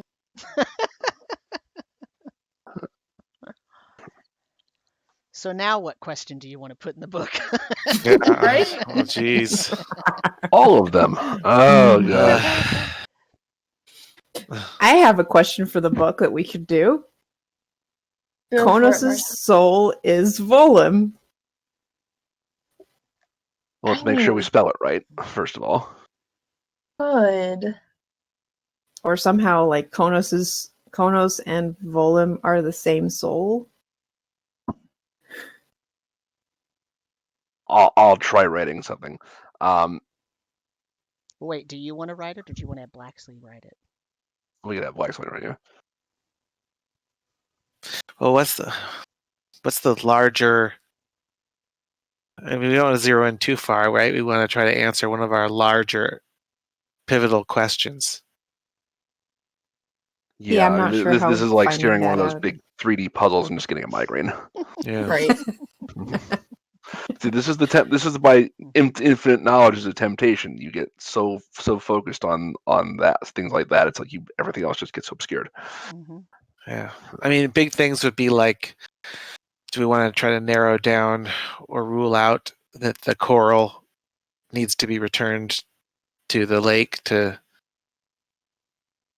I think we know that that's a true answer. We need to return the coral to the lake to plug the hole. But we don't know if it'll reverse the sinking. No. We know it wants to go back there, but we don't know ultimately what the effect will be.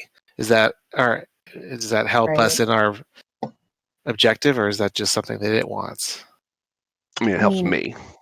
It helps you. It might actually stop the whole like souls being in control of the bad guys.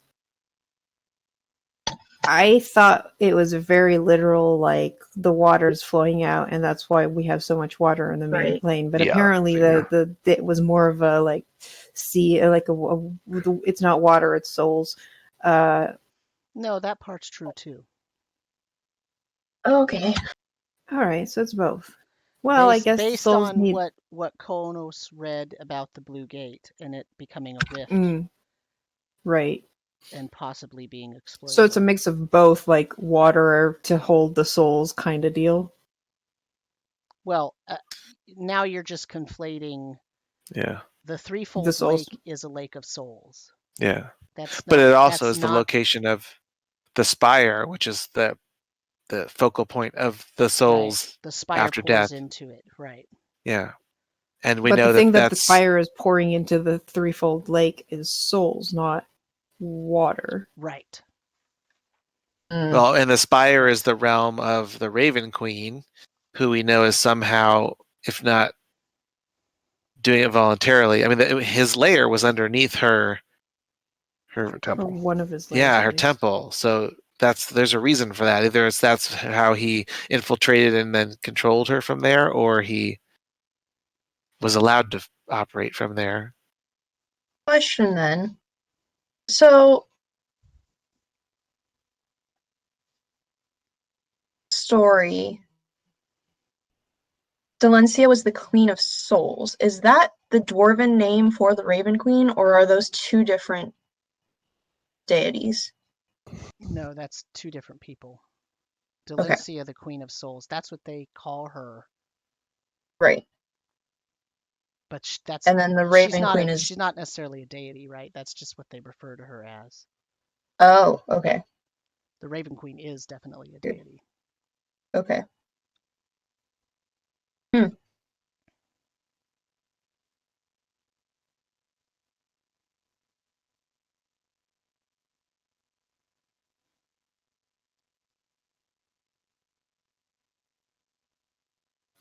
I'm not sure what we're going to write in the book. I mean, to be fair, we're going to Kalport. There's the other question of, we're supposed to still find, like, maybe the other rifts or, like, portals, or...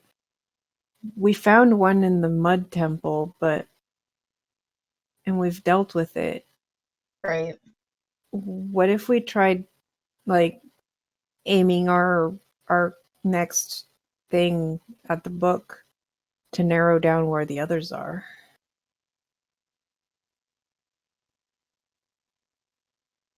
Because if it's related to rifts, maybe we need to locate and close those rifts. That might help us a bit more than asking if Volan and Konos share a soul. Right. So how do we word that? But... How do we word that as a phrase and not a question? Because then we have to like kind of specifically pinpoint like the rift is here kind of thing. Or the rift can be closed by doing X. Right. Well, I don't think we need to worry about how to close them. We kind of sort of already did do it once. Oh,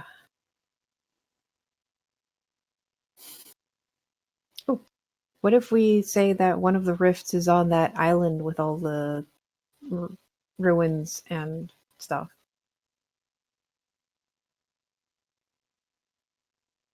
if we can get the answer before we get there, we can decide if we want to like detour before getting to Kalport or not. That's a good idea.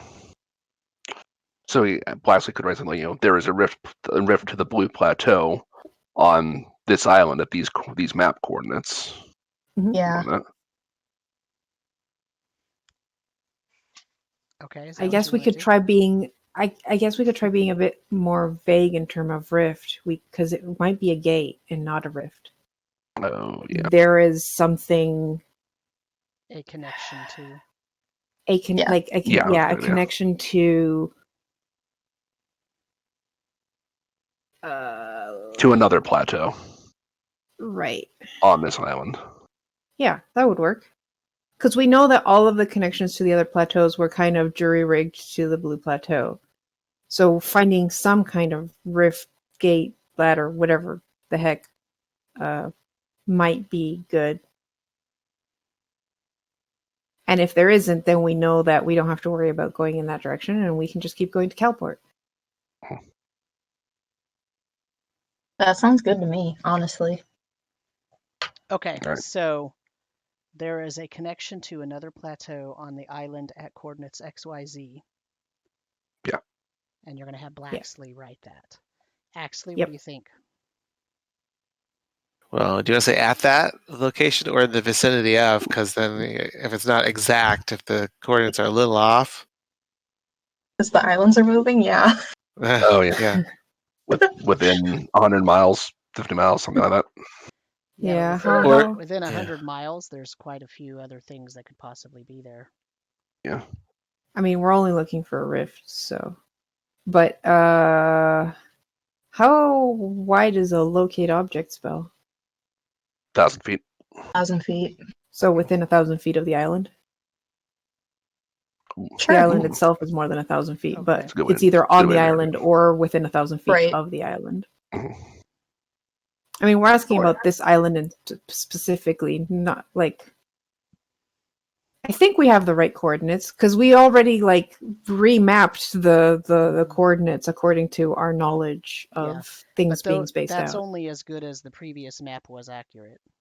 Oh, So absolutely, your yeah. accuracy is good, but the other, so you're counting on that being correct. But is Axley okay with Blacksley writing that as the statement? Sure. Yeah.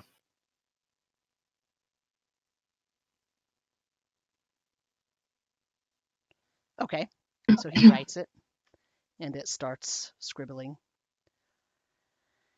And it doesn't take it very long. It only takes it about an hour. Oh, that's nice. And it says, this statement is false. Well, that saved us a lot of time. That's good. What's the name?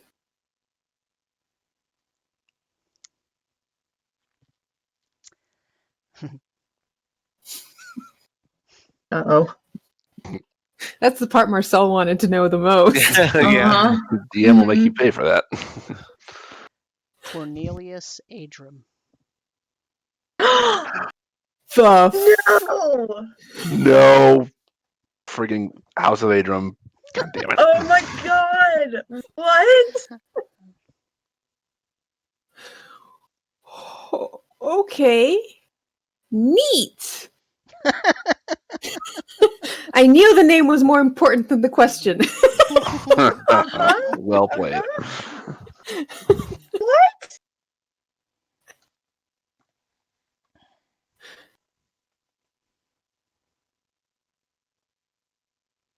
God, we had too many of these this session. That's what you said last session, too. God. Oh my god. Okay, so let's fast forward a little bit because it's already been 3.5 hours. Okay. No. So we're going to fast forward to you coming into Kalport. Yeah, because we did do a beeline for it. Yeah, Mhm. if there's something that you think of, like in the next week or whatever, between our next game, whether it's a week or 2 weeks away, whatever, that you would have liked to have done on the last several days of the voyage, that's fine. Just send me an email or post it in Discord and we can have a conversation about that. And then we can sort of make some decisions and then either recap it or play it out at the beginning of next session. Okay. So I don't want to cut anybody short, but I do want to just give you the little vignette scene as you're coming into Kalport, because this is where we'll end, and then we'll maybe do like a 10-minute debrief for the end of this episode, and then we'll go. So as you come into the island, as you come into the Kalport area, you see that the city, which, oh man, I posted it in the Discord a long ass time ago. I remember that. I'm gonna go find it because it's like I put it in spoilers. I will pin them, that way everybody can find them very easily. I just need to find it. Oh yeah, you post a bunch of things and we're like, don't click until I say so, and then nothing happened. And then you never went there. So let me see, I'm getting close. I think. I'm afraid. I'm so afraid. One of them is just the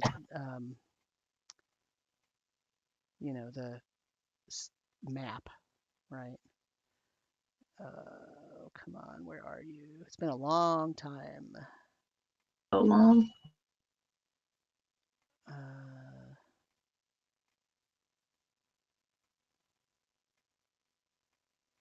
Boy, oh boy.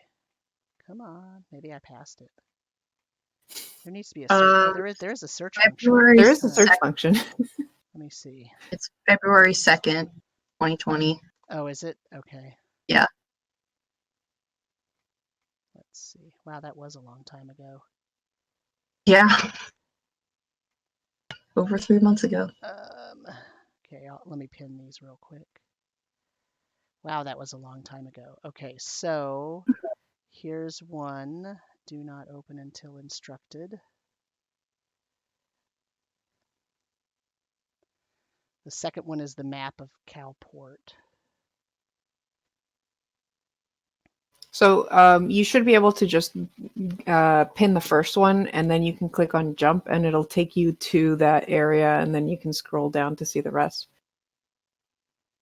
Say, I already pinned them both. That's fine. So I didn't try that out. But so if you just click see all the pins, you can now click on the Kalport map, which you can then open the original and see a much bigger version. So click on see all the pins. Yeah, and it'll show you. Let's see, Kalport map. Okay. And then the first Hands out one. too, Kalport map. Yeah, and the first one says do not open until instructed to do so. You're not opening that yet, okay? No. One of them says do not open. One of them says to. Yeah. I need to upload another one, which I thought I had done previously. But as you're bringing the ship up, you get stopped at the docks, far out from the docks, as you're coming toward the town. A small with boat. a mini fleet. That's right. With a mini fleet of ships. A flotilla, yeah. So yeah, so a ship comes out to meet you. Okay. Where's my image? There it is. And they stop and they send over a messenger that brings aboard this listing of rules regarding Kalport, and I will display it on the screen here for anybody who might possibly be watching. And basically what it says is this: before you get to dock, you must agree to the following. It says, within Kalport city walls, no teleportation, no casting in public, no concealed weaponry, no open deity worship, no fighting excepting designated areas, no fighting excepting sanctioned duels. And it says by order of the Captain Lord Tobik, Baron of Jinook, Steward of Welltusk, enforced by the Queen's decree. Oh boy. And you are basically told, without any fanfare, that you and all of your ships must agree to this before you can port. And if there is anyone sick, you must port at the far north dock, and the people that are on that ship will be sequestered and quarantined until it can be ascertained that whatever sickness they have is not contagious to the other people in the city. By this point, since we've been traveling for so many days, do we still have sick people left, or do we only have dead people and recovered people?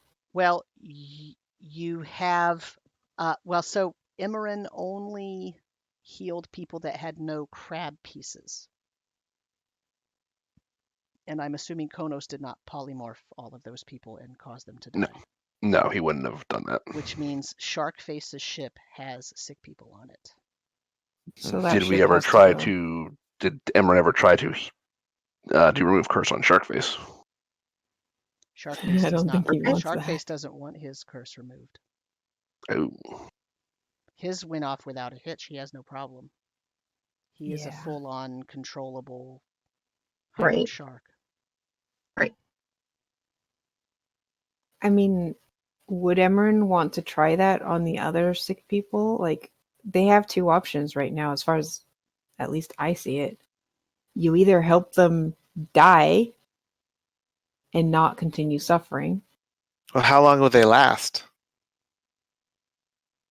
I mean, Lucanius has lasted a long freaking time. Like, some of these people, like, if we can find something, we might be able to save a couple of them.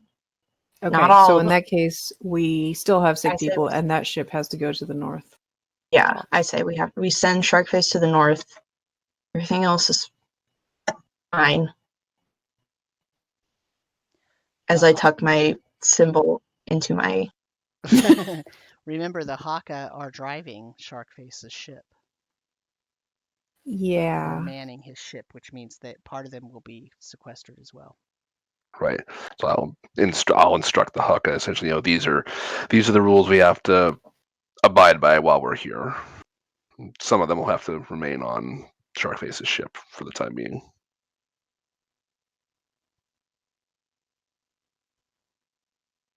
At least they're not doing it for all the ships, because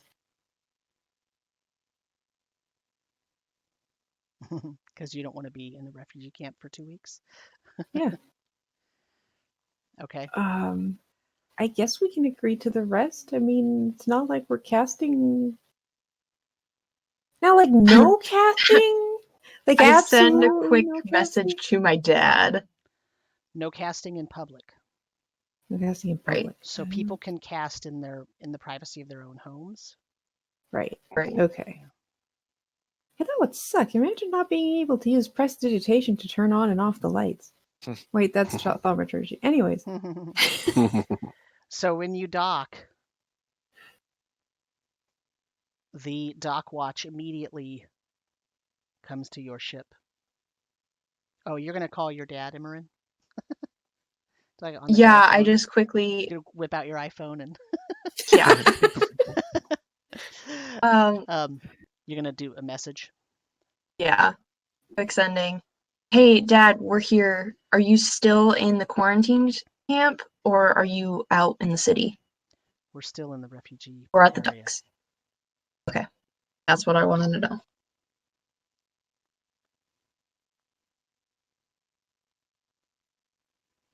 So, when you dock, they actually do the intake for Sharkface's ship first. He's in full human form, by the way. He doesn't go shark on them. Okay. Right. Doesn't go shark on them. He doesn't go shark on them. Right. And then you all dock. Uh-huh. And when you dock, there are guards waiting as you're gonna get off of the ship. That seems a bit more fancy than necessary. And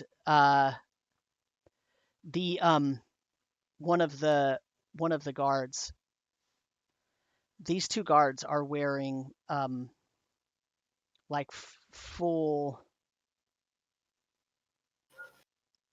Well, let me put it this way. In fact, you don't even have to guess, because as you are about to come down or come down to the dock from the ship, one of the regular sort of dock worker people says, on your best behavior, that's the elite guard. Why are they here? And one of them steps forward and says, "We have it on good authority that there is royalty aboard this ship. Oh, fuck. We request the presence. We request the presence of the main crew and the royal with the queen. We shall escort you. The queens are waiting. I suggest you do not make them wait overly long." Great. Oh crap! And she bows. It's actually a woman. In fact, both of the elite guards are women. How did you know? How did you come into being come by this information? The captain of Yeah. that vessel over there. Oh God bless. I am so gonna. Is he pointing at Sharkface's ship? He was complaining loudly that we shouldn't be sequestering his vehicle because, after all, this is royal contingent.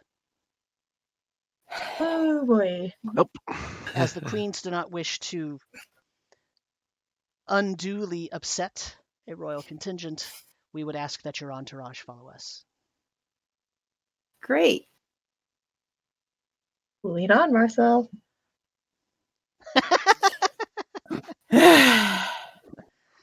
Well, I guess we're going. So They also have a chieftain.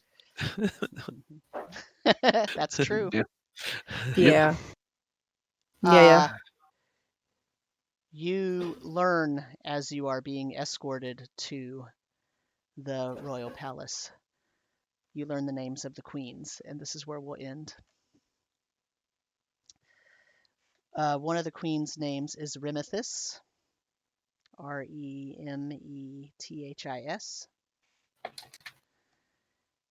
and the other one is Queen Delencia. Of course it is. Damn. Because of course it is. Of course it is. Yeah. Meanwhile, Marcel is like, and I'm wearing like General Sailor's outfit. Great. Let's go meet the queens. So we'll stop there. Everything's With a connecting. Giant web of spiderweb Oh my God. connections. This is madness, and I'm loving every second of it, honestly. I feel like it's gonna come to a point where like we it's like we solve the mystery, and I'm just gonna feel like I'm an idiot for missing like everything of importance. Well, you know, and it's like and you say like it was sitting there for you the whole time. Like, I know, but it's like it's never sunk in. If we'd only get here. Yeah, this is actually a great debrief topic, though, because in fact, on the last Behind the DM Screen, which is one of the podcasts I'm on the Tome Show Network, one of the listeners asked, how do you let the players know about a villain or an important NPC without like making them fight early on or without having an actual incident?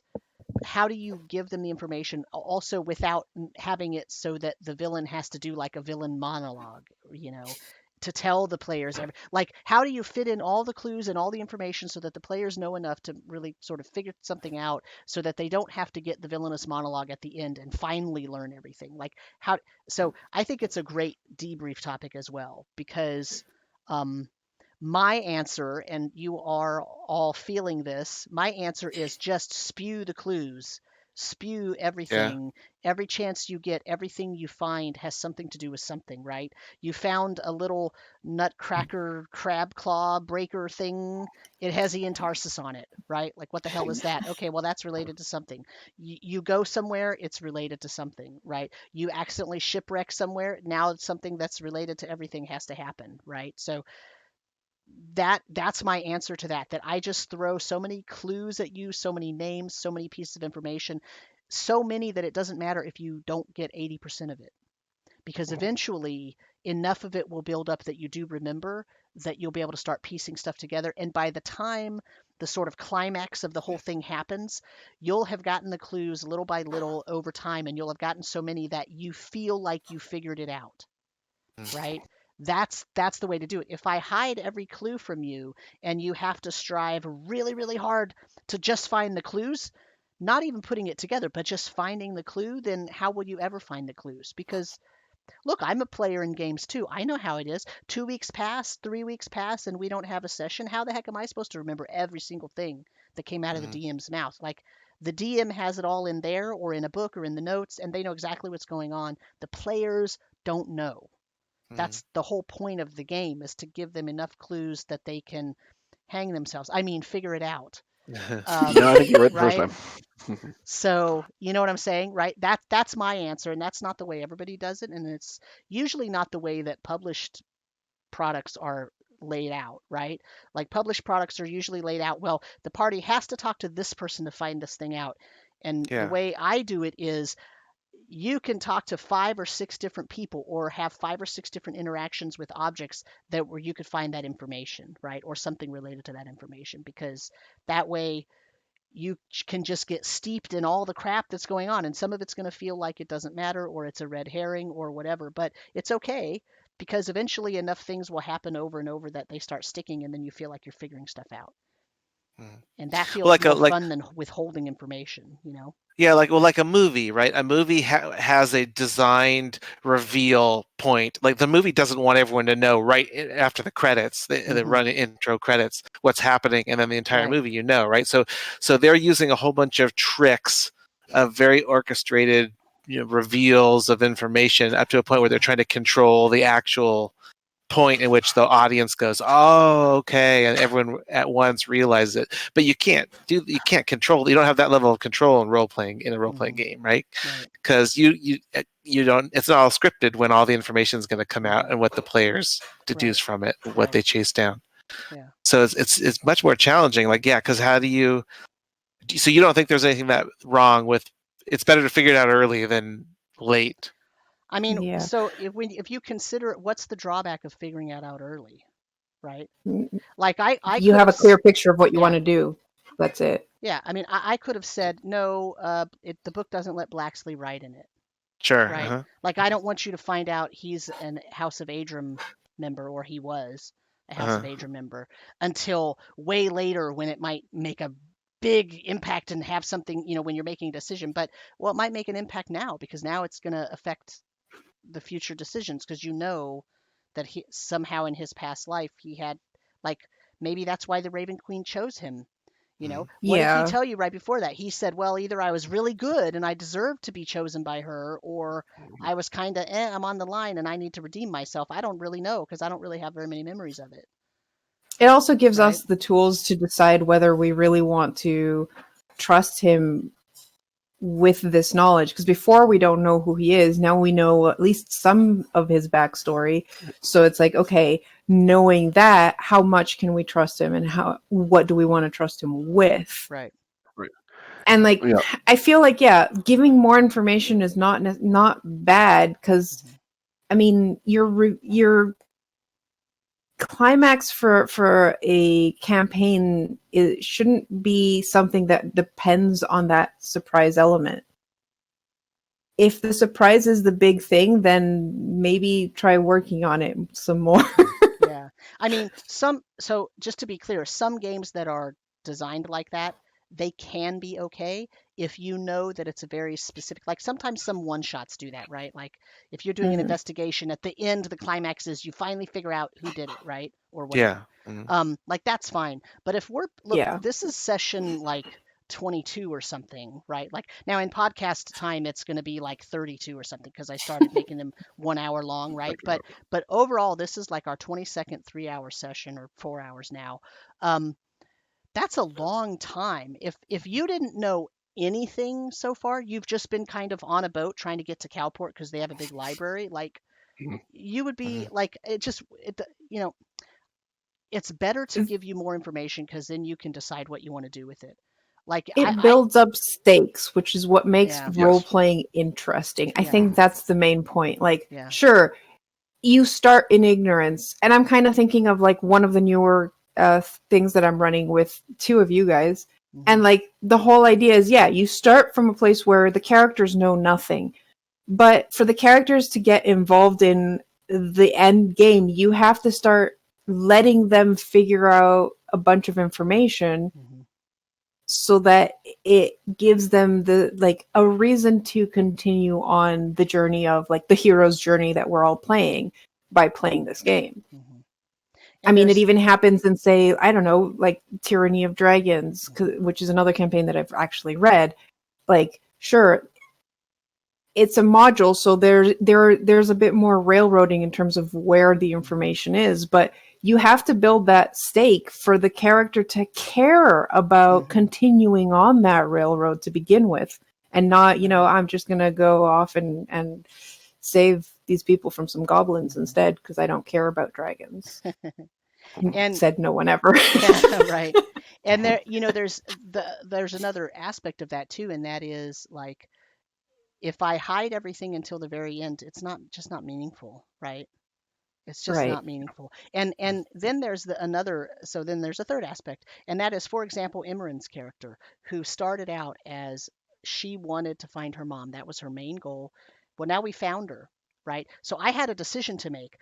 I could have let you guys find her and had her be 100% okay. There's nothing wrong with her. She has her full memories. Laralac didn't do anything to her other than use her as, I mean, he kidnapped her, right? But he didn't like mess up her brain or mess with her memory or make her psychologically distressed enough that she now has issues, right? Or I could say, well, what would a person be like if they got kidnapped by a big bad evil dude?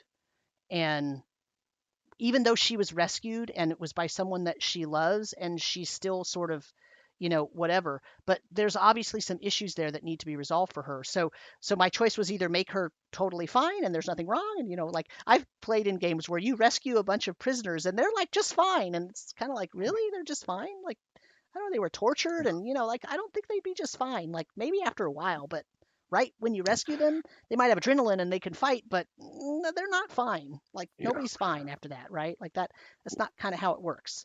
So plus, if that's the way you resolve it, then they immediately lose their relevance shortly after that. Exactly. Yeah. Then she would just go away and it wouldn't make any difference. And then where would Imran's character be? Okay, well, I did my major task.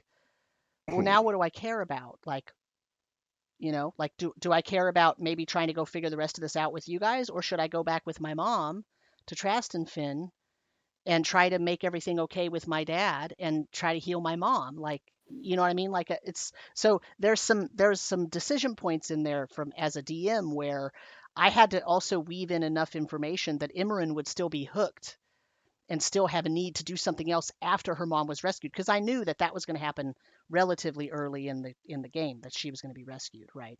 Because I knew where she was and I knew you guys could find her. Yeah.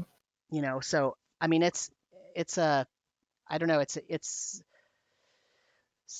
so my rule of thumb is always for new DMs. I this is what I always tell them: if you think you're being subtle, you're being too subtle, right? Because you being subtle means you're not telling the players anything, right? Because they just won't catch it. They don't know what's in your brain. They're busy thinking about their character, and all they get is what you tell them. So if you think you're being subtle, or if you're considering being subtle, you're being way too subtle. If you think you're barely being subtle, you're being too subtle. Just put it out in front of them. You don't have to make it hidden at all, right? And to be fair, like as players, it's really hard to catch on to subtle things because you don't know the whole thing that's building up. Right. So you have to kind of, the subtle thing has to be a really big mallet with which you hit your players over the head with. That's exactly. As subtle as you can Sometimes be. More than once. Yeah, no, and that's what I mean. Like, I don't mean it as all players are dumb. That's not what I'm saying at all. What I'm saying is, and this is why I always suggest that every DM be a player at some point in time, because you have to know what it feels like to be sitting at the table and not really understanding what's going on, and you don't even know what question to ask. Like not a single one of you thought of asking Blacksley about the House of Adram, and for good reason. You had no reason to think they were connected, right? Which is why that was a reveal, right? And now you might have some questions, right? But but you know what I mean? Like, so that was on purpose, but there was nothing to tell you that you should be asking him that question, right? And I knew that, and it wasn't important at the time, so I just didn't, right? I could have had that reveal a long time ago. It doesn't really matter, right? you know, the other thing is, like, from a player's perspective, it's so hard to know what detail is supposed to be picked up on. Like, Yes. what, Yeah. like, how am I supposed to know that that name was on a piece of paper? Okay, Yeah. so what? A long time ago, right? Unless that keeps coming up from the DM, that player is not going to catch on. So Yeah. not, along with being not subtle, right? That hitting with a hammer thing, what we mean is say that thing many times. And you don't have to say, look, guys, this is an important clue, but you can say, you just found another note, or this person over here told you, ooh, I've heard of that name, or, oh, that sounds like a, whatever, such and such. If they know about it and it keeps coming up, there might be something to it. And eventually the players will catch on, but don't expect them to catch on with the first clue.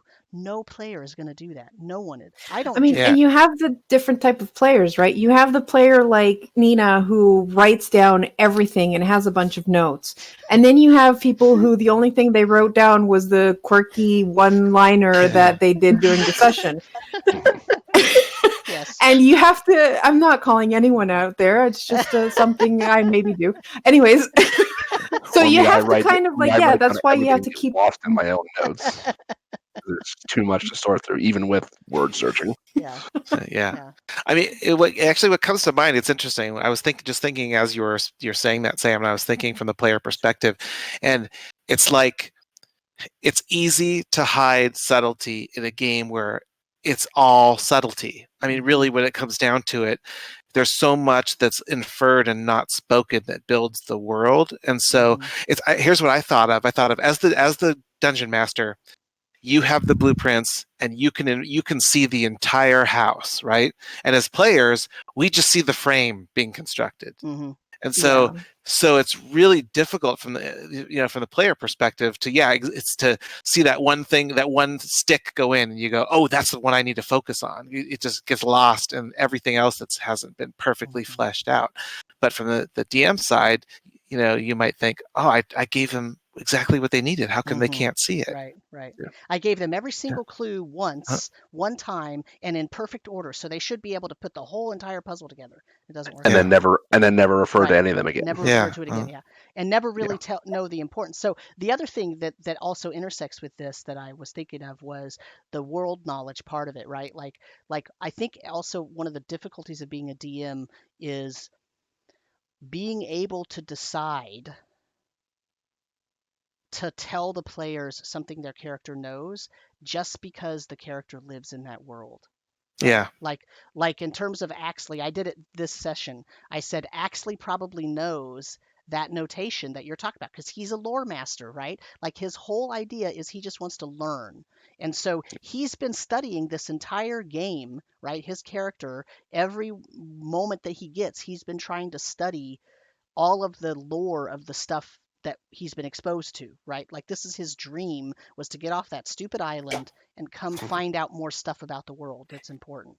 And so he's been thinking about stuff and writing stuff down and reading stuff and all that stuff, okay? So it makes sense that his character, having grown up in the world and having now studied a whole bunch of stuff for the purposes of just learning the lore, would know about that timing, would know about the roll of years and the way that the years are named and all of that stuff, where you guys might know some of it, but maybe not in as much detail. You might know there were 2 wars before, or you might know that it was, in the ancient past, like more than 1,000 years ago or whatever. But in terms of like, that's like me talking about, one of the Roman emperors. Like everybody's probably heard of some of the names, but do you really know the actual like history of the details of what happened? No, most people probably don't know that, right? I would. Yeah, right. So, but you're not most people, right? So, but I'm just saying, I used to be a Latin teacher, so right. So that's actually a great topic for probably embellishing on a future discussion, because I really do appreciate that you have that perspective of us as players, and because that's rare. I think in most games that I've played, I've been frustrated because I feel like I get punished as a player because I didn't specifically write down like everything in my inventory so that in that moment I don't have something that would be fairly obvious that if I lived in that world, it's a fairly benign item that my character would have, but because I didn't list it, I don't have it, and now I can't do what I wanted to do. Or so I mean, how do you? Well, that came up like with Imran this time with the incense, right? Like it makes complete sense to me that even she might have some incense, but maybe she ran out, so she had to ask the Haka. Well, obviously they're going to have some, right? And that just makes sense. I think another thing we forget just as people, like how much do you know about the world you live in? You know an enormous amount about the world. Yeah, there's a lot you don't know for sure. None of us know everything. There's a crap ton I don't know, but I know about my day-to-day life better than anybody. And I know about my town and my region, and I know what it's like to live here, and I know kind of the attitudes of most people, not every single person, right? But most people. And I know the names of local places. I know the names of the roads. I know, what time it gets dark. Like I know those things. So why wouldn't my character in a setting also know those things about that setting, right? Unless in that setting they just got swept away and moved to a complete new place that they don't know anything about, and that was the basis of the story, then fine. But in terms of what your PC knows, I think that's one of the, and I'm not always that great at it either. Like, I think that's a hard thing for DMs and GMs of any system to learn is you have to be able to tell the player what their PC knows just from being alive in that world. Because we don't make an exhaustive, like it's not part of my list of my prep here to make an exhaustive list of what you know, but you kind of have to on the fly decide, well, would anybody know that? Sure. I don't know. Yeah. All right. I think the takeaway is it's better to have more knowledge than keeping things like undercover. It's better to give your players everything that they could possibly know and maybe even go overboard, because it's not a bad thing necessarily. Right. It gives them more tools to play the game in character better, and it's not going to generally backfire. There's some chance that something you say might backfire on you, but for the most part, it's better to overshare than to hold your cards too close to your chest. Right, because otherwise they're just waiting for the DM to make a move or reveal some stuff, and they don't really have a call or action to to really investigate too much stuff. So give them more than they know what to do with. Like tonight we learned about ancient wars. We learned about metaphysics and cosmology. Have you ever played Darwinia, by the way, Sam? No, I haven't. Okay, because everything you were talking about with the Soul Spire and what that really it reminded me of that game. The way kind of reincarnation in that game works. Is that a computer game? It's like an old PC game that was out maybe 10-ish years ago. No, never played it. Now I have to look. I'm going to write it down. But it's interesting. I mean, we've talked a lot about the philosophies of being a dungeon master, because every adventure is a recipe book that has information in it that's not player knowledge, that it's the responsibility of the game master to dole out at certain times to progress the story, right? I mean, if you just blurted all that out in the beginning, it wouldn't be all that fulfilling either.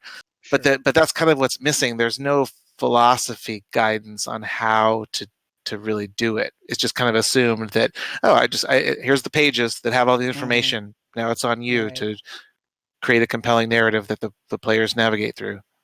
Yeah.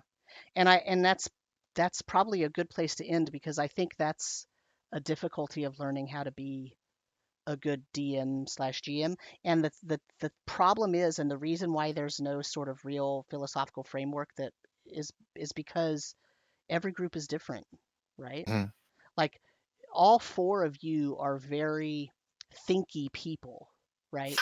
You're all very, like, I could see, like, when something happens, you're like thinking about, okay, how am I going to process this? How does this matter to what's going on? What new clue is this? Is this important? Like, you're all thinking about it. You're not just waiting for the next main event so that you can go actively seek out something and kill it, right?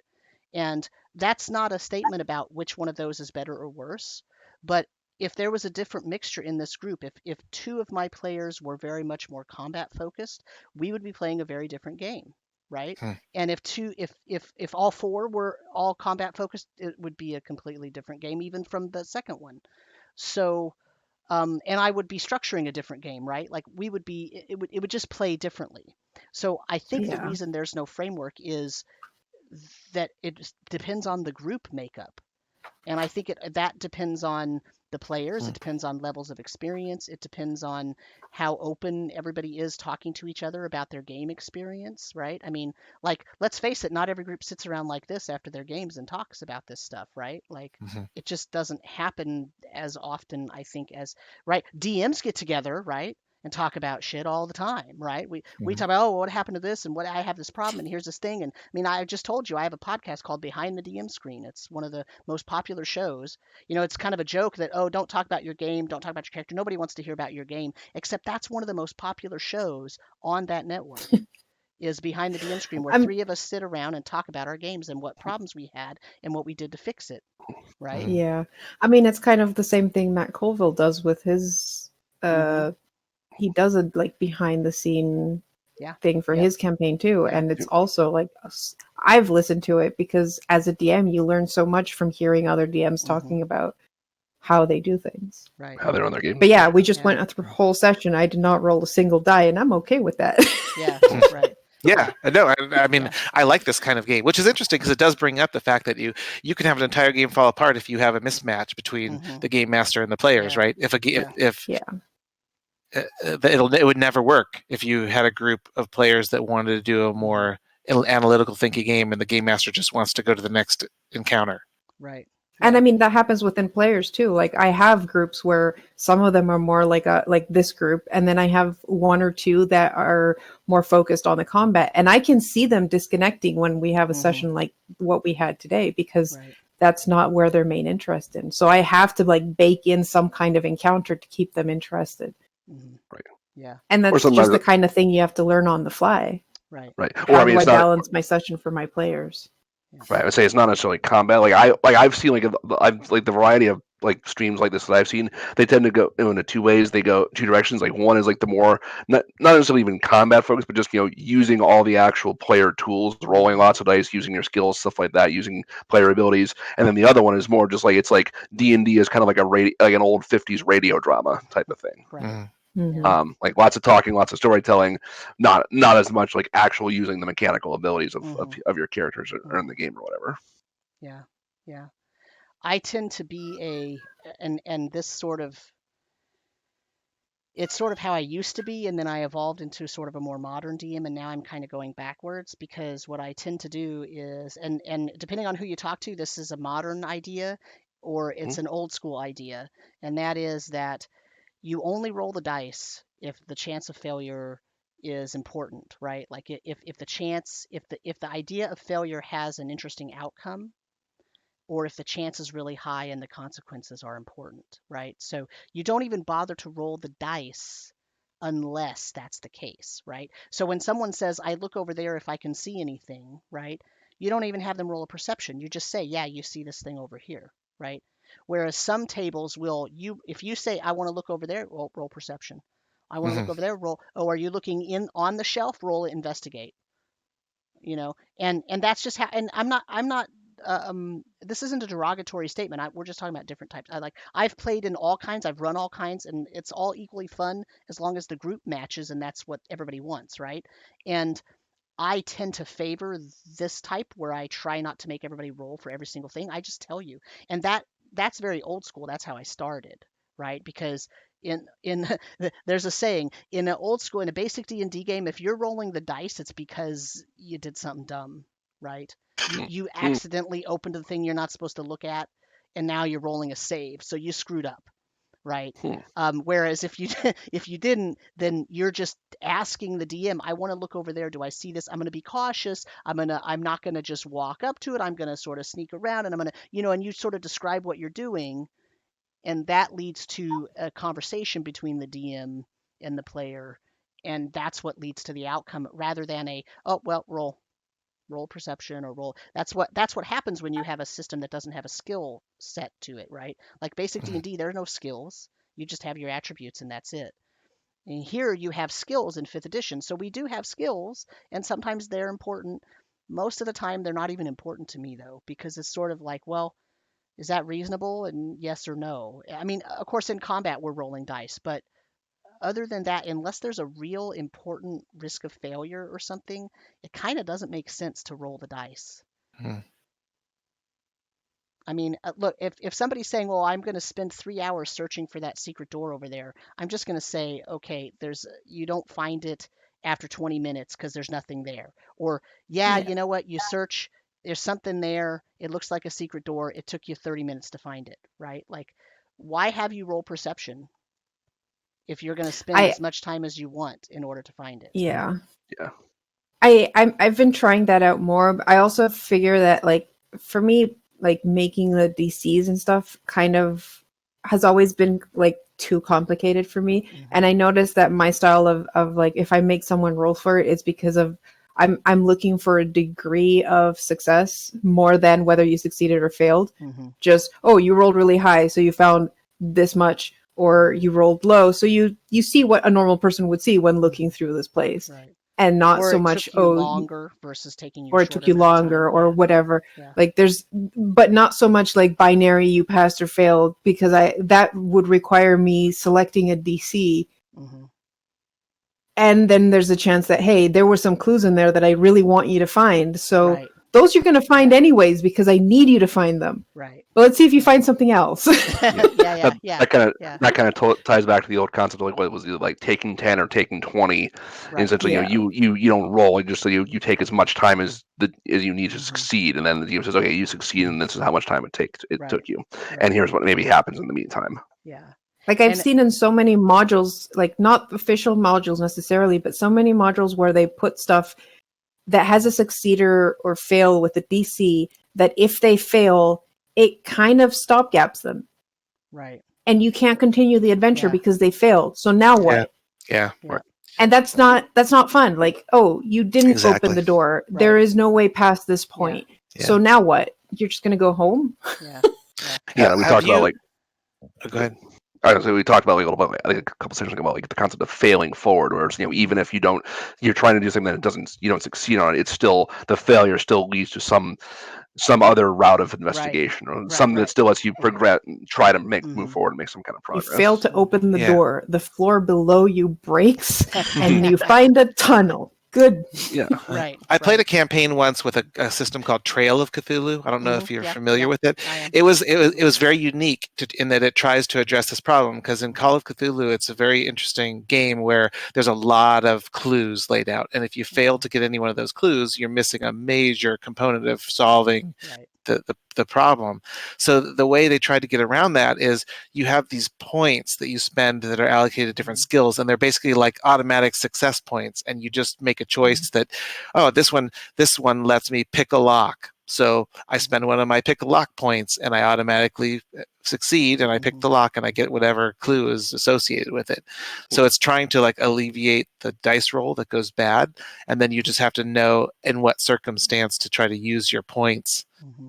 It was hard. I mean, a lot of people didn't take to it, but I thought it was a unique system that tried to. Some of the complaints about it were that people felt like it turned it into a resource management game. Yeah. Right? Yes. Versus an investigation game. And to me, so it kind of depends on how the GM is running it at that point. Because if the GM is running it as, do you allocate points to pick this lock? Then it's going to feel like a resource management game, because maybe you've only got 2 points. So, how many locks am I going to find later? No, I'm not going to waste them on this one. I'm going to save it, right? But if the GM runs it as, hey, you found this little chest and it feels kind of heavy, like there might be something in it. Do you want to pick the lock, right? Then it feels like, oh, well, maybe there's a reward for picking that lock and using my resource. And I won't have it later, but this might have something in it that I need. Right. And that in that way you get to choose how you get that clue.